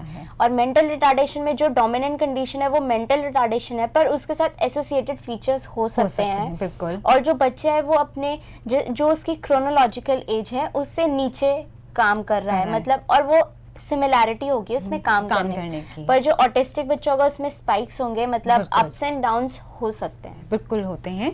और इनफैक्ट ये बहुत ज़रूरी होता है, खासकर जो सीवियर बच्चे होते हैं, severe with autism and MR, उसमें डिसाइड करना कि कहाँ तक ऑटिज्म है और कहाँ तक MR है, ये डिसाइड करना बहुत ज़रूरी होता है, क्योंकि हमारी इंटरवेंशन उस पर बेस होती है कि अगर ये ऑटिज्म का पार्ट है तो हमें उसको किस तरीके से हैंडल करना है, और अगर ये MR अंडरस्टैंडिंग मेंटल रिटार्डेशन का पार्ट है तो हमें उससे बच्चे से क्या एक्सपेक्ट करना चाहिए। ये चीज़ें बहुत ज़रूरी हैं, खासकर अगर हम एक सीवियर या क्लासिक केस ऑफ ऑटिज्म या सीवियर चाइल्ड विद ऑटिज्म को हम देख रहे हैं जिसके साथ एसोसिएटेड MR भी है, टू डिफरेंशिएट कि कौन सा बिहेवियर MR की वजह से आ रहा है, कौन सा बिहेवियर ऑटिज्म की वजह से आ रहा है। So this is something very important that we need to keep in mind. In communication, another important thing is giving meaning and inferential understanding. Giving meaning का मतलब होता है कि जब हम बात कर रहे हैं, अगर फॉर एग्जाम्पल मैं अपने पास जो मेरा पेन है, मैं इस पेन के बारे में बात कर रही हूँ, तो मुझे किसी को बताने की ज़रूरत नहीं है कि देखो मेरे हाथ में पेन है और अब मैं इसके बारे में बात करूँगी. मैं सीधा बोल सकती हूँ कि ये जो इस पेन में 4 कलर्स हैं, एंड या पेन में 4 कलर्स हैं, तो भी हम सब समझ जाएंगे कि मैं इसी पेन की बात कर रही हूँ, मैं किसी और पेन की बात नहीं कर रही हूँ. मगर when it comes to a child with autism, I have to specifically tell the child, look in my hand, there is a pen. This pen has 4 colors. देखो मेरे हाथ में पेन है, पेन में 4 कलर्स हैं, या इस पेन में 4 कलर्स हैं. Because we have to be very specific, हम किस चीज के बारे में बात कर रहे हैं. क्योंकि अगर हम याद करें तो लैक ऑफ अंडरस्टैंडिंग है, lack of putting themselves in the other person shoes है, उसके अंदर डिफिकल्टीज विद अंडरस्टैंडिंग जेस्चर्स है. तो उसके अंदर we have to be very specific. When we are giving meaning to something, we have to be very careful. We have to point at the object, we have to draw the child's attention to that object and then talk about that object. Then only the child will be able to understand communication, or what we are trying to communicate, what are we trying to teach the child, or what are generally communication में भी हम क्या बात कर रहे हैं. So therefore for example, जब हम बच्चों के साथ हम उनकी लैंग्वेज डेवलपमेंट करा रहे होते हैं, तो वी प्रेफर कि अगर हम उनसे हॉलीडेज के बारे में, अगर आप ऐसे एब्स्ट्रैक्ट बच्चे से पूछेंगे आपने स्कूल में क्या किया, तो child may not be able to give you any answer. He may appear blank and he may just walk off. A lot of parents say, but इसको तो पता है इसने क्लास में क्या किया, तो ये अभी क्यों नहीं बता रहा मुझे, when I'm asked, because we have not brought the picture in front of the child. अगर उसी टाइम पर इंपॉर्टेंट इवेंट्स के आप फोटोग्राफ सामने रख देंगे and then ask what did you do in school today, child will be able to tell you much better. उनकी जो एक बोलने की कैपेसिटी वो एकदम इंप्रूव हो जाएगी, क्योंकि you have suddenly given meaning to what you were talking about. You have given a visual help to the child, and most of the children with autism have very strong visual needs. They have very strong visual memory. They can remember things visually much better than auditorily or verbally. So therefore it's always better to associate whatever you're talking about with a picture, or give a meaning to the object, or give meaning to what you're talking about, give a picture to what you're talking about, and the child will be able to understand your communication better. And therefore when we don't give meaning, we are not pointing at an object, we are talking about something abstract, then the child cannot understand the communication. उनको communication समझने में difficulty हो जाती है. ठीक है. Other is inferential understanding. Inferential understanding means जो हम कुछ बोल रहे हैं उसके पीछे भी हमेशा एक बात होती है. For example, अगर मैं एक क्लास से बोल रही हूँ या एक बच्चे से बोल रही हूँ, क्या आप यहाँ पर आकर ट्विंकल ट्विंकल लिटिल स्टार सुना सकते हैं, तो वो बच्चा इमीडिएटली, उसका मतलब क्या हुआ, उस बच्चे को क्या समझ में आया कि वो बच्चा वहां से खड़ा हो जाए और आकर सामने सब पूरी क्लास के सामने, एंड ही विल इमीडिएटली, और ही और she will immediately start speaking twinkle twinkle little star. लेकिन अगर एक ऑटिस्टिक बच्चा है, उसको अगर मैं बोल रही हूँ क्या आप मुझे ट्विंकल ट्विंकल लिटिल स्टार सुना सकते हैं, तो इस बच्चे का most of the time response होगा यस, और बच्चा चुप हो जाएगा. क्यों? क्योंकि उसने इन्फर नहीं किया मैंने जो बोला. मैंने उससे एक्चुअली पूछा था कि मुझे यहाँ आकर ट्विंकल ट्विंकल लिटिल स्टार सुनाओ, मगर मेरा पूछने का तरीका था कि क्या आप सुना सकते हैं. बच्चे को सिर्फ वही बात समझ में आई. मुझसे पूछा गया है क्या मैं सुना सकता हूँ कि नहीं, तो मैं सुना सकता हूँ, that is yes. So then again I have to be very specific about what I am asking, because most of the children with autism interpret what we are saying very literally. They are very literal thinkers. इसलिए उनसे जब हम आएंगे abstract thinking और उन सब में, तो abstract उनके लिए सोचना बहुत difficult हो जाता है, क्योंकि वो चीज़ को inferentially नहीं समझ पाते.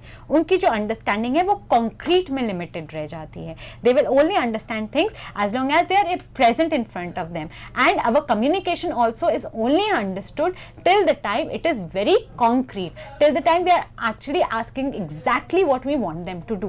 And that is why it is preferred कि आप जो चाहते हैं आप वही बोलिए. और इस वजह से बच्चों को sarcasm, jokes और जो हमारे डबल मीनिंग के सेंटेंसेस होते हैं वो नहीं समझ में आते. जैसे कि अगर मैं किसी को रोकना चाह रही हूँ कुछ काम करने से, तो कभी कभी मैं उसको ये भी बोल सकती हूँ कि अच्छा तुम ये कर रहे हो, लगे रहो, बहुत अच्छी बात है, ये तो बहुत अच्छा काम कर रहे हो तुम, और करो.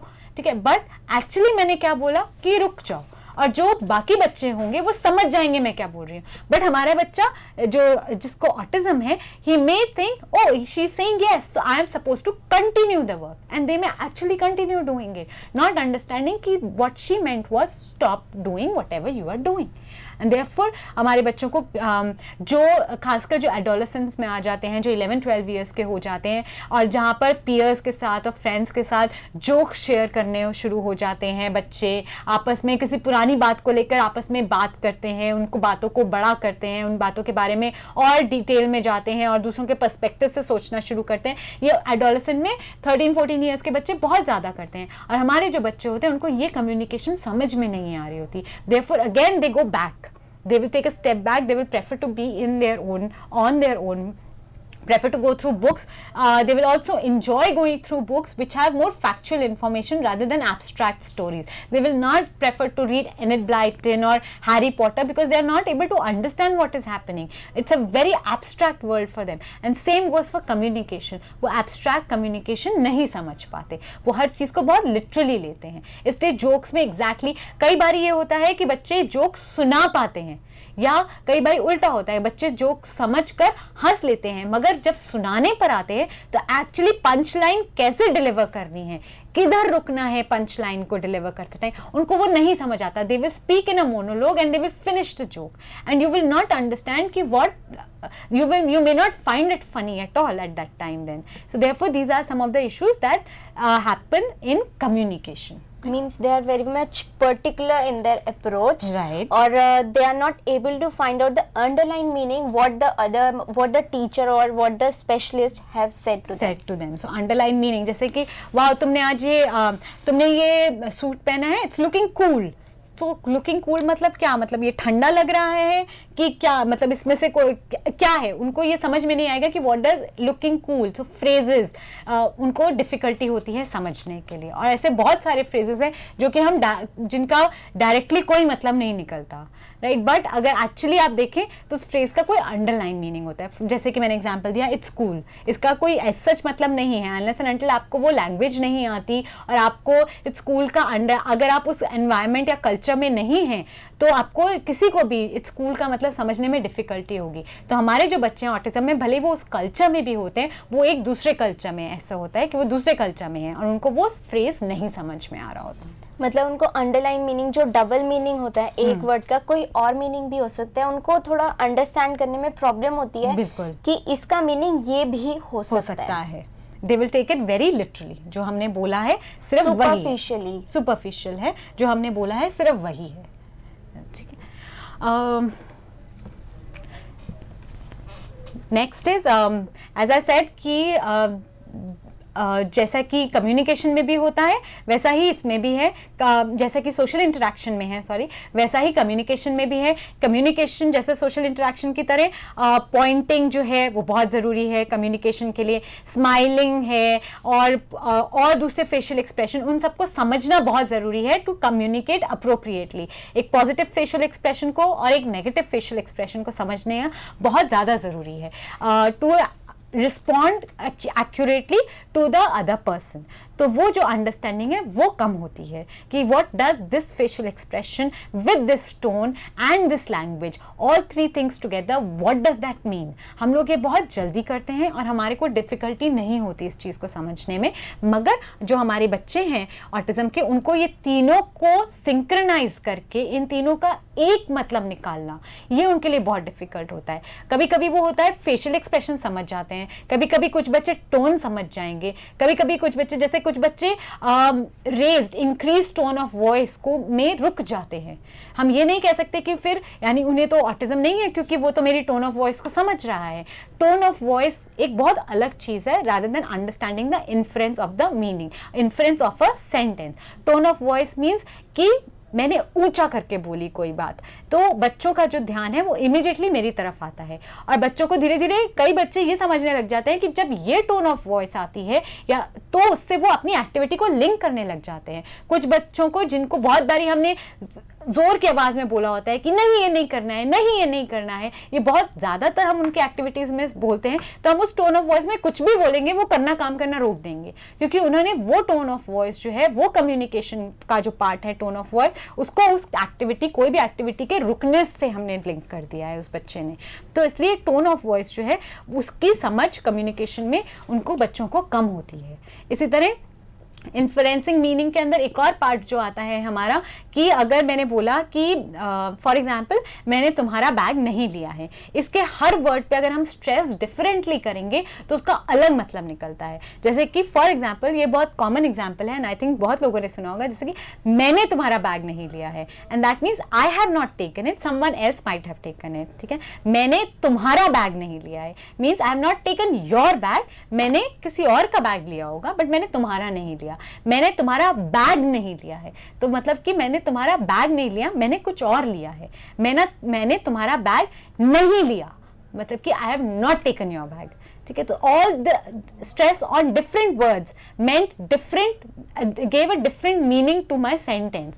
Most of our children will say this sentence in a monologue and will not be able to understand the stress that you are putting on a word. So again, the inference करना है, जो उन्हें समझना है sentence से, वो नहीं समझ पाते हैं, and they may give an inappropriate reply or they may do an inappropriate action, not due to they want to manipulate or they want to irritate you, but because they have not understood the communication, the way of communicating that you are using with the person. Next is poor display of their own facial expressions जो है and gaining attention.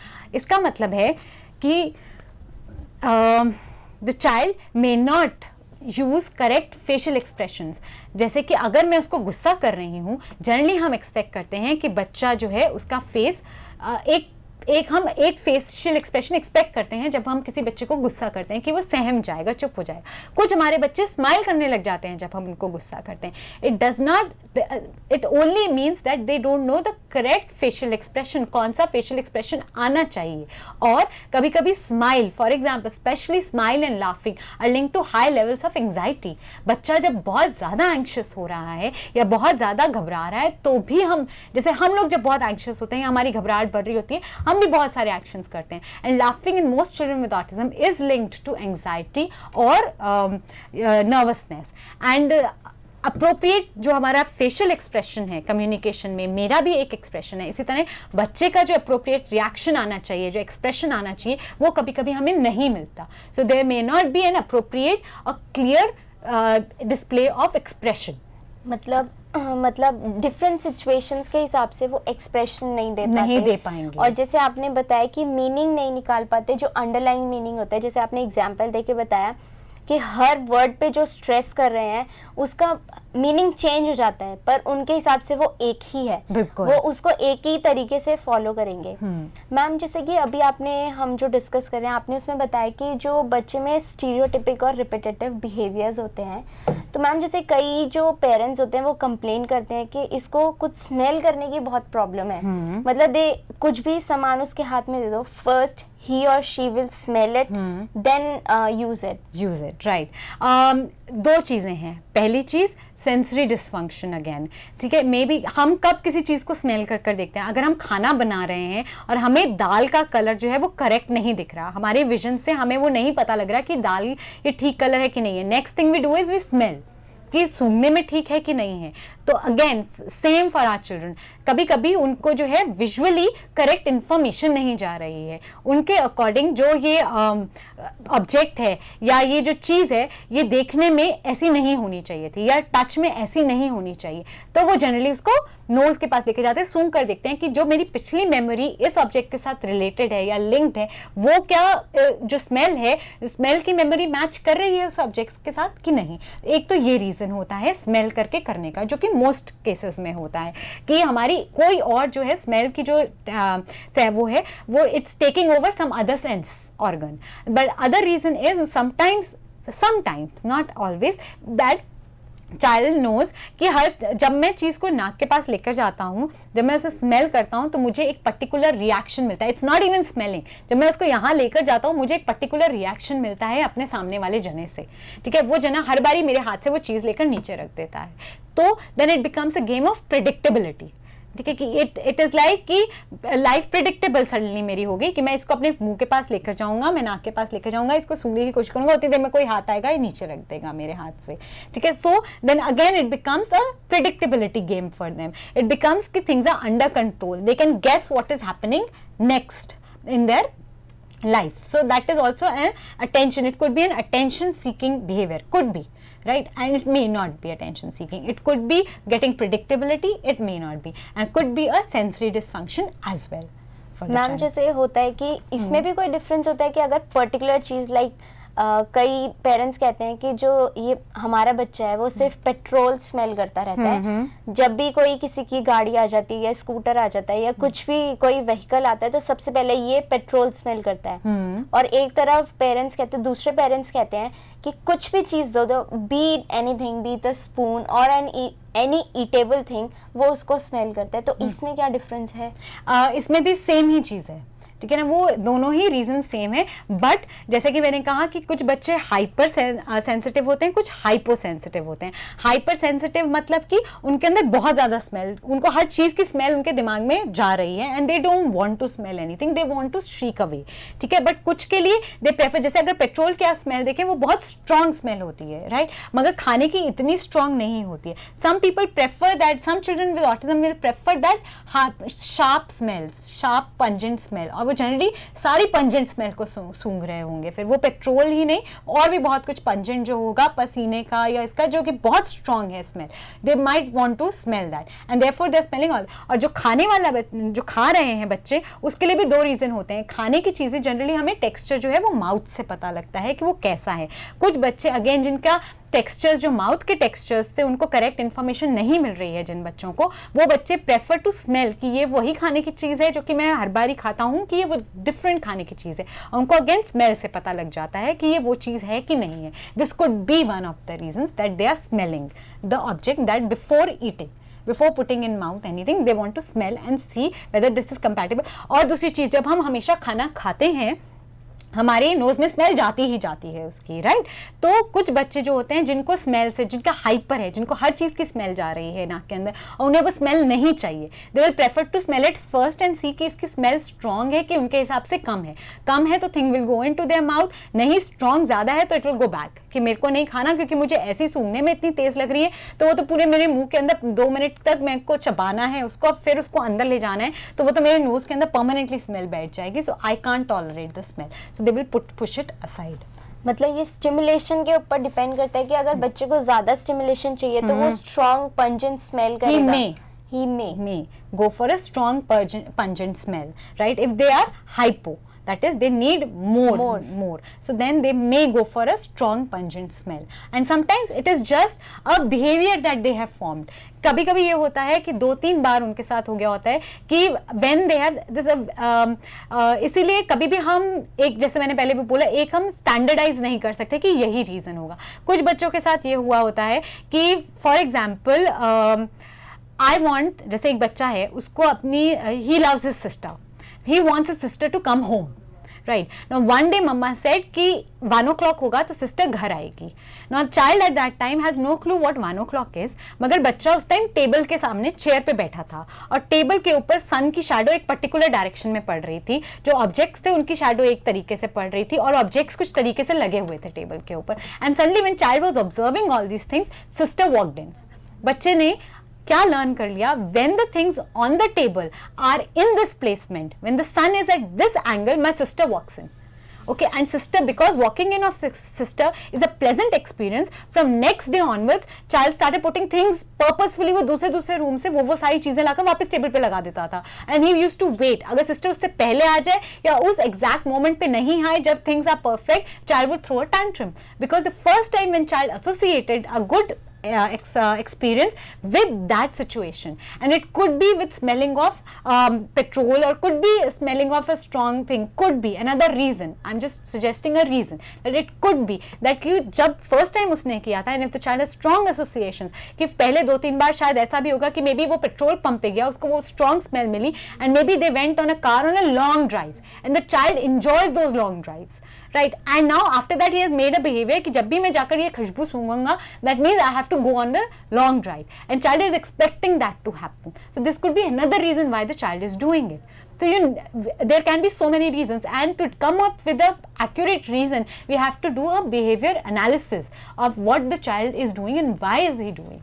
It could be that something something always happens, जब भी वो smell सूंघता है तो mummy या पापा एक पर्टिकुलर फ्रेज कहते हैं या एक पर्टिकुलर चीज होती है उसके बाद, and he is just looking at that repetitive behaviour, क्योंकि वो अगेन बहुत रिपीटेटिव हो जाएगा, उसके अंदर कंट्रोल में आ जाएगा, क्योंकि कुछ भी उसके कंट्रोल में नहीं है फॉर एग्जाम्पल, तो सडनली उसके लाइफ में एक कंट्रोल आ जाता है, and that is why he may prefer smelling that particular thing whenever, जब वो पेट्रोल के पास पहुंचता है तो उसे वो सूंघना होता है, क्योंकि एक पर्टिकुलर फ्रेज सुनना है उसको.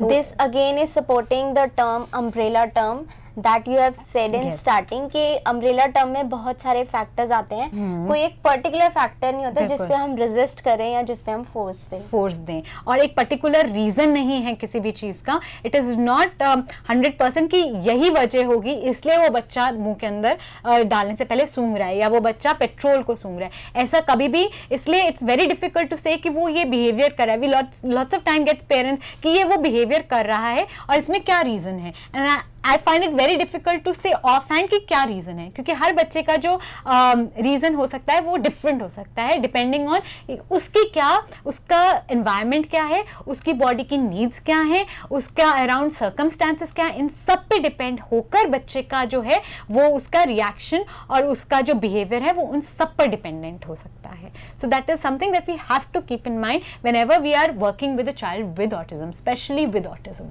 तो बहुत सारे फैक्टर्स हो सकते हैं, तो इसलिए बहुत डिफिकल्ट है कि ये पता लगाना कि जो चाइल्ड है वो ऑटिस्टिक है कि नहीं, क्योंकि बहुत सारे सिचुएशंस के अकॉर्डिंग बहुत सारे फैक्टर्स हो सकते हैं. हाँ, सी ऑटिस्टिक है कि नहीं वो सिर्फ आपको ये 3 एरियाज के अंदर से जो प्रॉपर पीपल जो चाइल्ड साइकियाट्रिस्ट हैं उनके पास पूरी असेसमेंट लिस्ट होती है, वो उससे असेस करके पता आराम से लगा लेते हैं. मगर एक ले पर्सन के लिए किसी भी बच्चे को लेबल करना ऑटिस्टिक या नहीं लेबल करना कि नहीं ये ऑटिस्टिक नहीं है, ये एकदम गलत और इनफैक्ट पॉसिबिलिटी नहीं है, क्योंकि बहुत कुछ हो सकता है. But there are standardized rules, there are standardized guidelines, characteristics जिनके बेसिस पर एक child psychiatrist can come to a decision whether the child has autism or not. मगर even if a child is with autism, has autism, उसके अंदर भी वो particular behavior क्यों हो रहा है उसके लिए हमारे पास कोई particular answers नहीं होते, because as all children are different, therefore all their needs are different and circumstances are different, therefore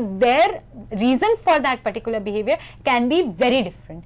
And generally क्या होता है, most of the times हम बच्चों को label कर देते हैं हर behavior को ये attention seek करने के लिए कर रहा है, which is wrong, which is not fair to the child, because अगर वो बच्चा attention सिर्फ seek कर रहा है तो वो बहुत अच्छी बात है, क्योंकि अगर हमने अभी तक जो मैंने कवर किया है बच्चा attention seek कर ही नहीं रहा है, वो तो इनफैक्ट अपने अंदर जा ही जा रहा है. he is refusing to look at the surrounding, he is refusing to understand or communicate with you, he is not ready, he is not understanding कि आपसे attention gain कैसे करनी है.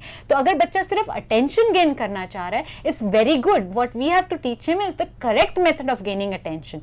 But if the reason for the behavior is something very different, then we have to find out that reason first. और सिर्फ ऊपर के behavior को ठीक करने से better है कि हम underlying जो cause है उसको correct करें, तो behavior अपने आप ठीक हो जाएगा. अगर sensory issue है तो हम बच्चे को डांट कर मार कर वो हाथ नीचे करके कि स्मेल ना करे, हम उसका कभी हाथ बांध दें किसी चीज से कि ये स्मेल ना करे, हम उसके हाथ मुंह में खाना डाल दें कि वो स्मेल ना करे, उससे वो बिहेवियर नहीं जाएगा, वो बिहेवियर किसी और चीज में दिखने लग जाएगा आपको. मगर अगर हम एनालाइज करें और अगर हम कहें कि ये जो डिफिकल्टी आ रही है ये कम्युनिकेशन की डिफिकल्टी है, या ये जो डिफिकल्टी आ रही है ये हमको सेंसरी की डिफिकल्टी है, तो उसको आप सेंसरी इशू से हैंडल करें या उसको कम्युनिकेशन इशू से हैंडल करें. कम्युनिकेशन इशू कैसे है कि अगर बच्चे को वो नहीं खाना या वो स्ट्रॉन्ग स्मेल है और उसको वो खाना नहीं खाना तो वो हर बार सूंघ रहा है, उसको इससे बेटर है हम उसको पिक्चर्स दे दें कि आप बता दीजिए आपको इन चारों में से क्या खाना है. If it is a communication issue, and then the child can pick up and give me the picture, correct picture what he wants to eat और what he feels like eating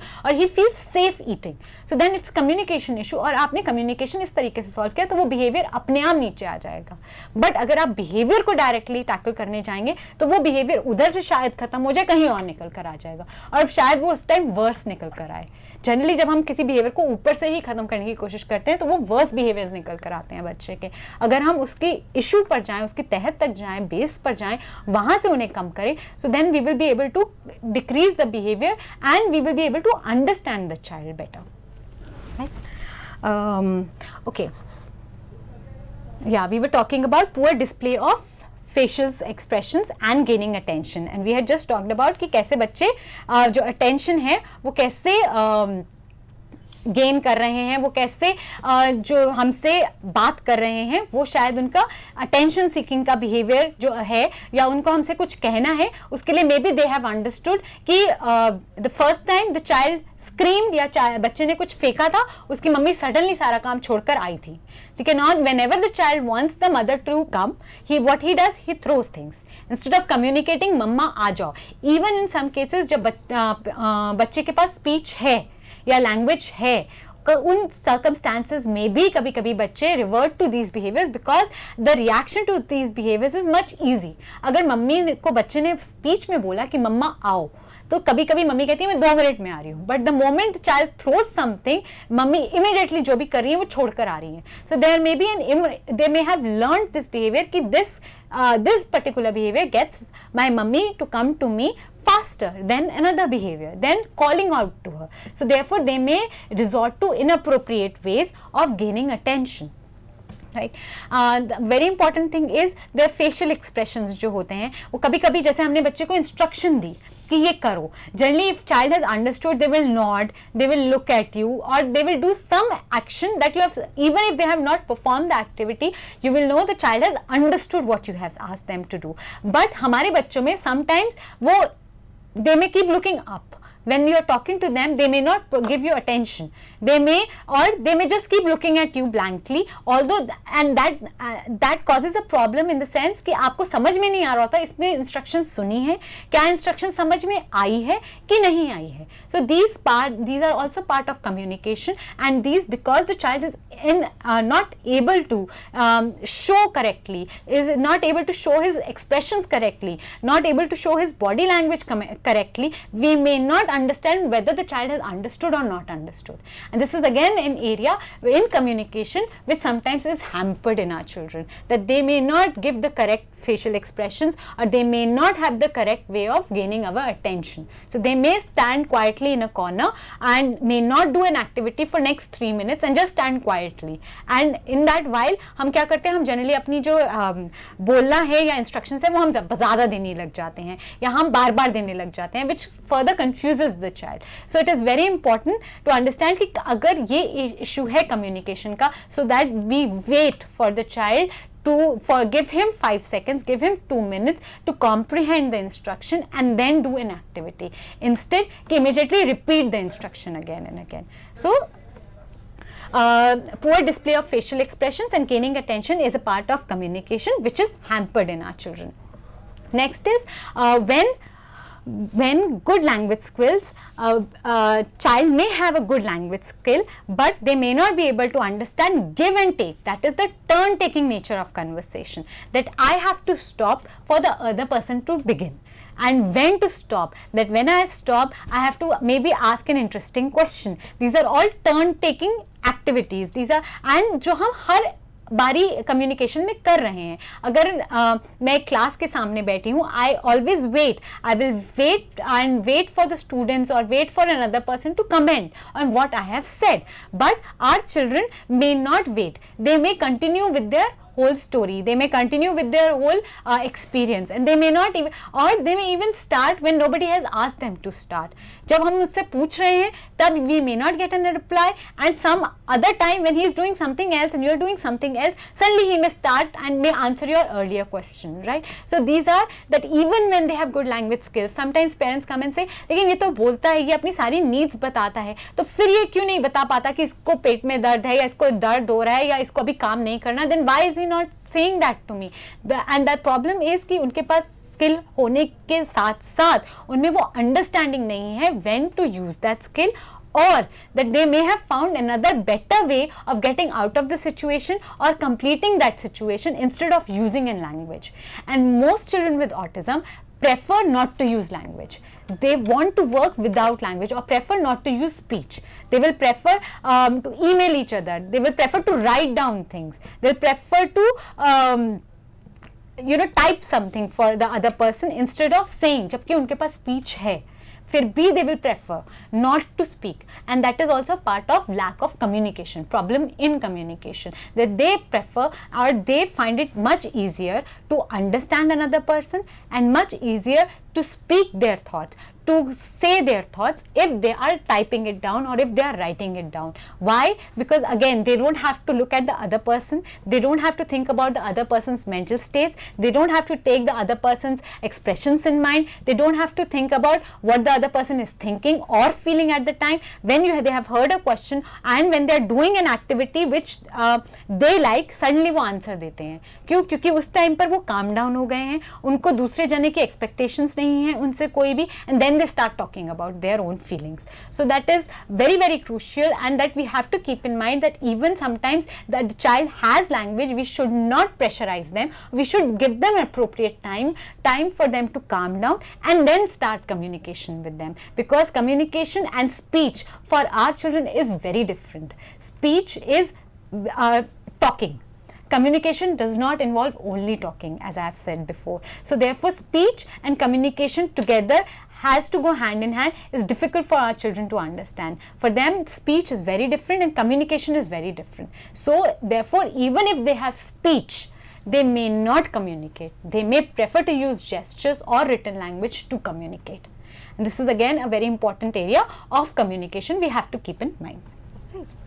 means communication में उनके पास ऐसा हो सकता है कि possibility के language skills हों, बिल्कुल, पर ऐसा नहीं है कि वो टर्न टेकिंग कर सके, मतलब कि कब उनको बोलना है, कब रुकना है, कब उनको रुकना है ताकि सामने वाला बोले. इस तरह से वो उसको मैनेज नहीं कर पाते. बिल्कुल, कभी कभी डिफिकल्टीज होती हैं. Turn taking is big issue with lots of children. Even children with Asperger's may have difficulty understanding the concept of turn taking with another individual.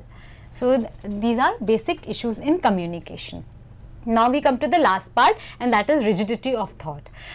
Rigidity of thought में सबसे पहले हम लेते हैं play, क्योंकि प्ले एक बहुत बहुत इम्पॉर्टेंट एरिया है जो हमारे बच्चे हैं ऑटिज्म के, उनके अंदर लैक करता है या उनके अंदर वो कम है compare to children of their age level.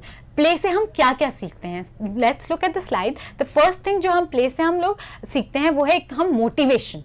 जो हमारे यहाँ मोटिवेशन है, we are motivated to play, we enjoy playing, right, we are very curious about everything that is happening around us, we want to explore everything. Motivation हम इसमें भी होती है कि हमने मम्मी को और किसी को करते हुए देखा, हमने प्रिटेंड, तो हम अपने पास घर में जाकर वापस वो चीज़ प्रिटेंड करने लगते हैं. अगर हमने देखा कि हमारी मम्मी ऐसे किचन में चाय बनाती हैं तो हम अपने प्ले सेट में किचन सेट निकाल कर वैसे ही चाय बनाते हैं. So we are imitating, we are pretending, we are exploring new ideas, new thoughts.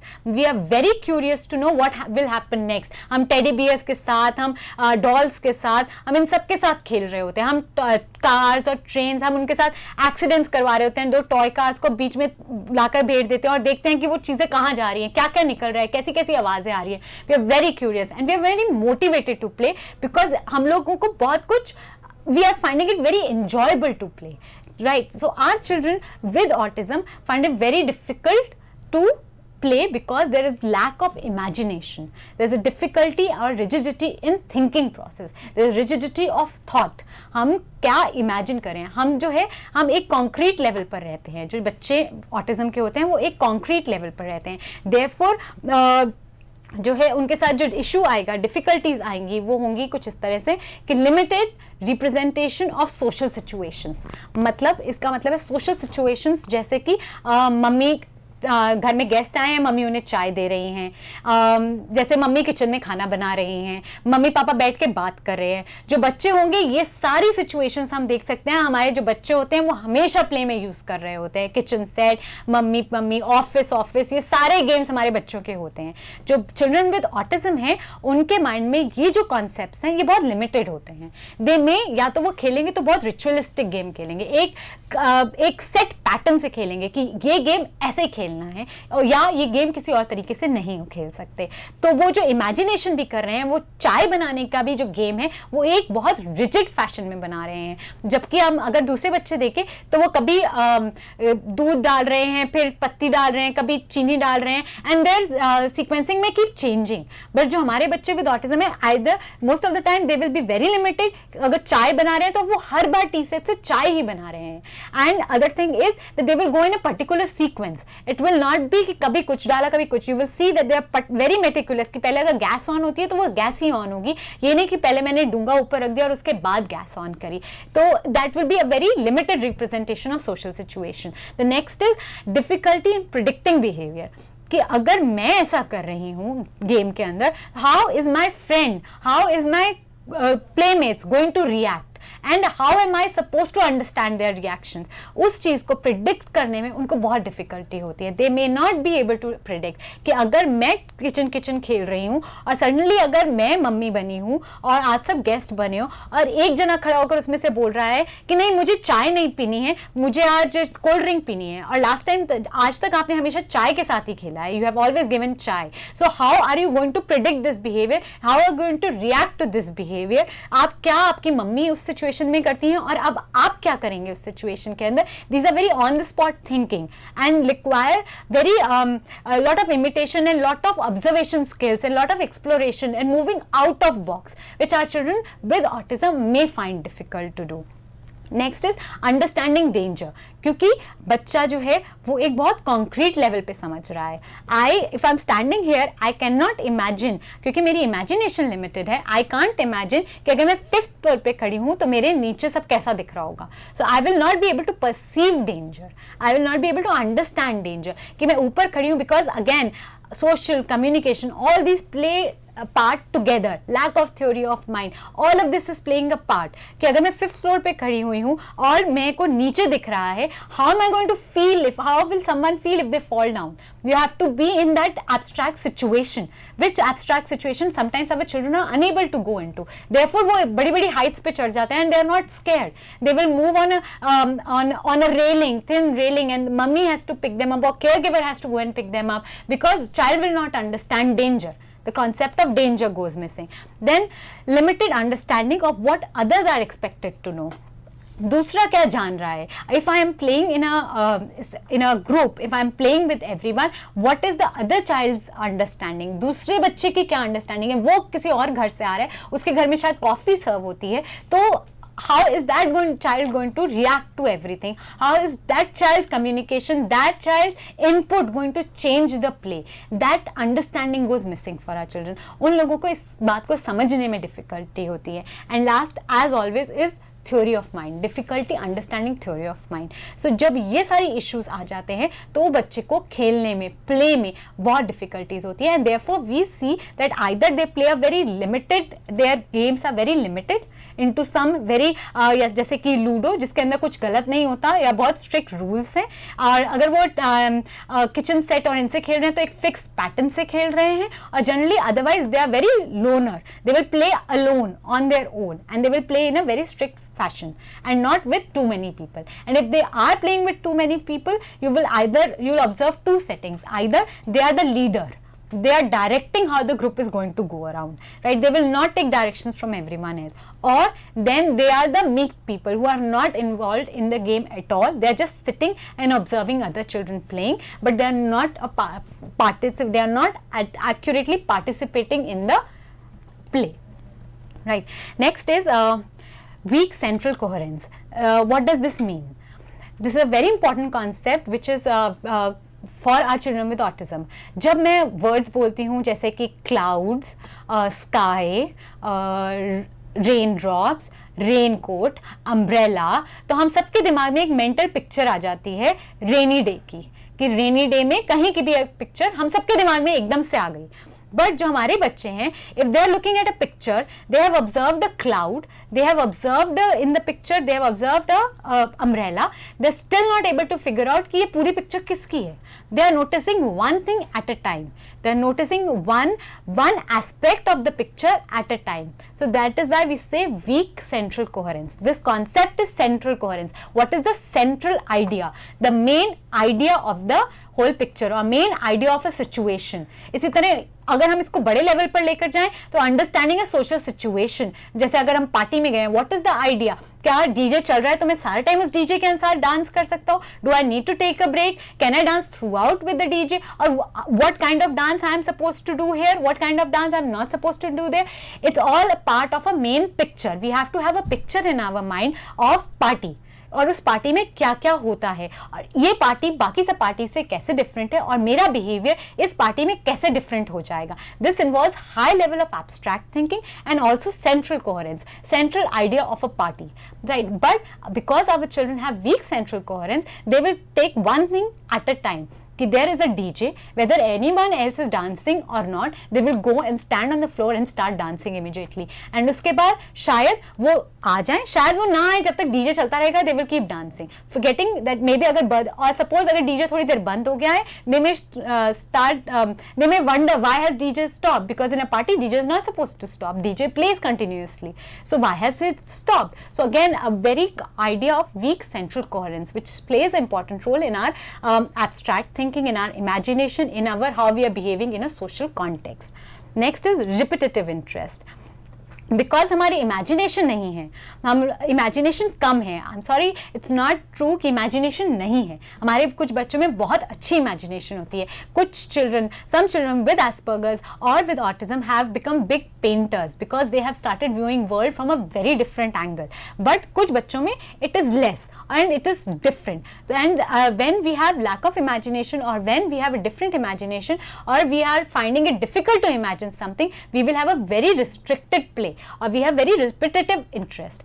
कि मैं इस पेन के साथ एक ही चीज़ कर सकती हूँ, मैं इस पेन के साथ हमेशा लिखती हूँ, या अगर मैं इसके साथ खेलती भी हूँ तो मैं हमेशा इसको कार का स्टीयरिंग ही बनाती हूँ. I have never made it a aeroplane, I have never made it a dish, I have never made it a spoon, nothing. I have never made it a telephone. It is always and always a car, or an always something which I've always played with. So it is repetitive, or it is a steering. So it is very important to keep in mind कि कभी कभी हम एक चीज़ के साथ repetitively interest है, और वो reason क्यों है? reason शायद इसलिए क्योंकि और कुछ abstract level पर सोचने के लिए we are not ready to think on it, and we may, and special educators and therapists may be able to help our children to move beyond those repetitive interests. But repetitive interest could be a reason for, because abstract level thinking नहीं है. For example, जैसे अभी एक example आया था, always smelling petrol. I don't know what else to do with it. What else is the use of it? So I'm always smelling it because I'm fascinated with it, but I don't know what else to do. So I smell. So that is very important कि repetitive interest इस वजह से भी हो सकता है because मेरा lack of abstract thinking नहीं आ रही उसके आगे कि what else can I do with this object. And the last is may focus on one sensory aspect of one kind of object.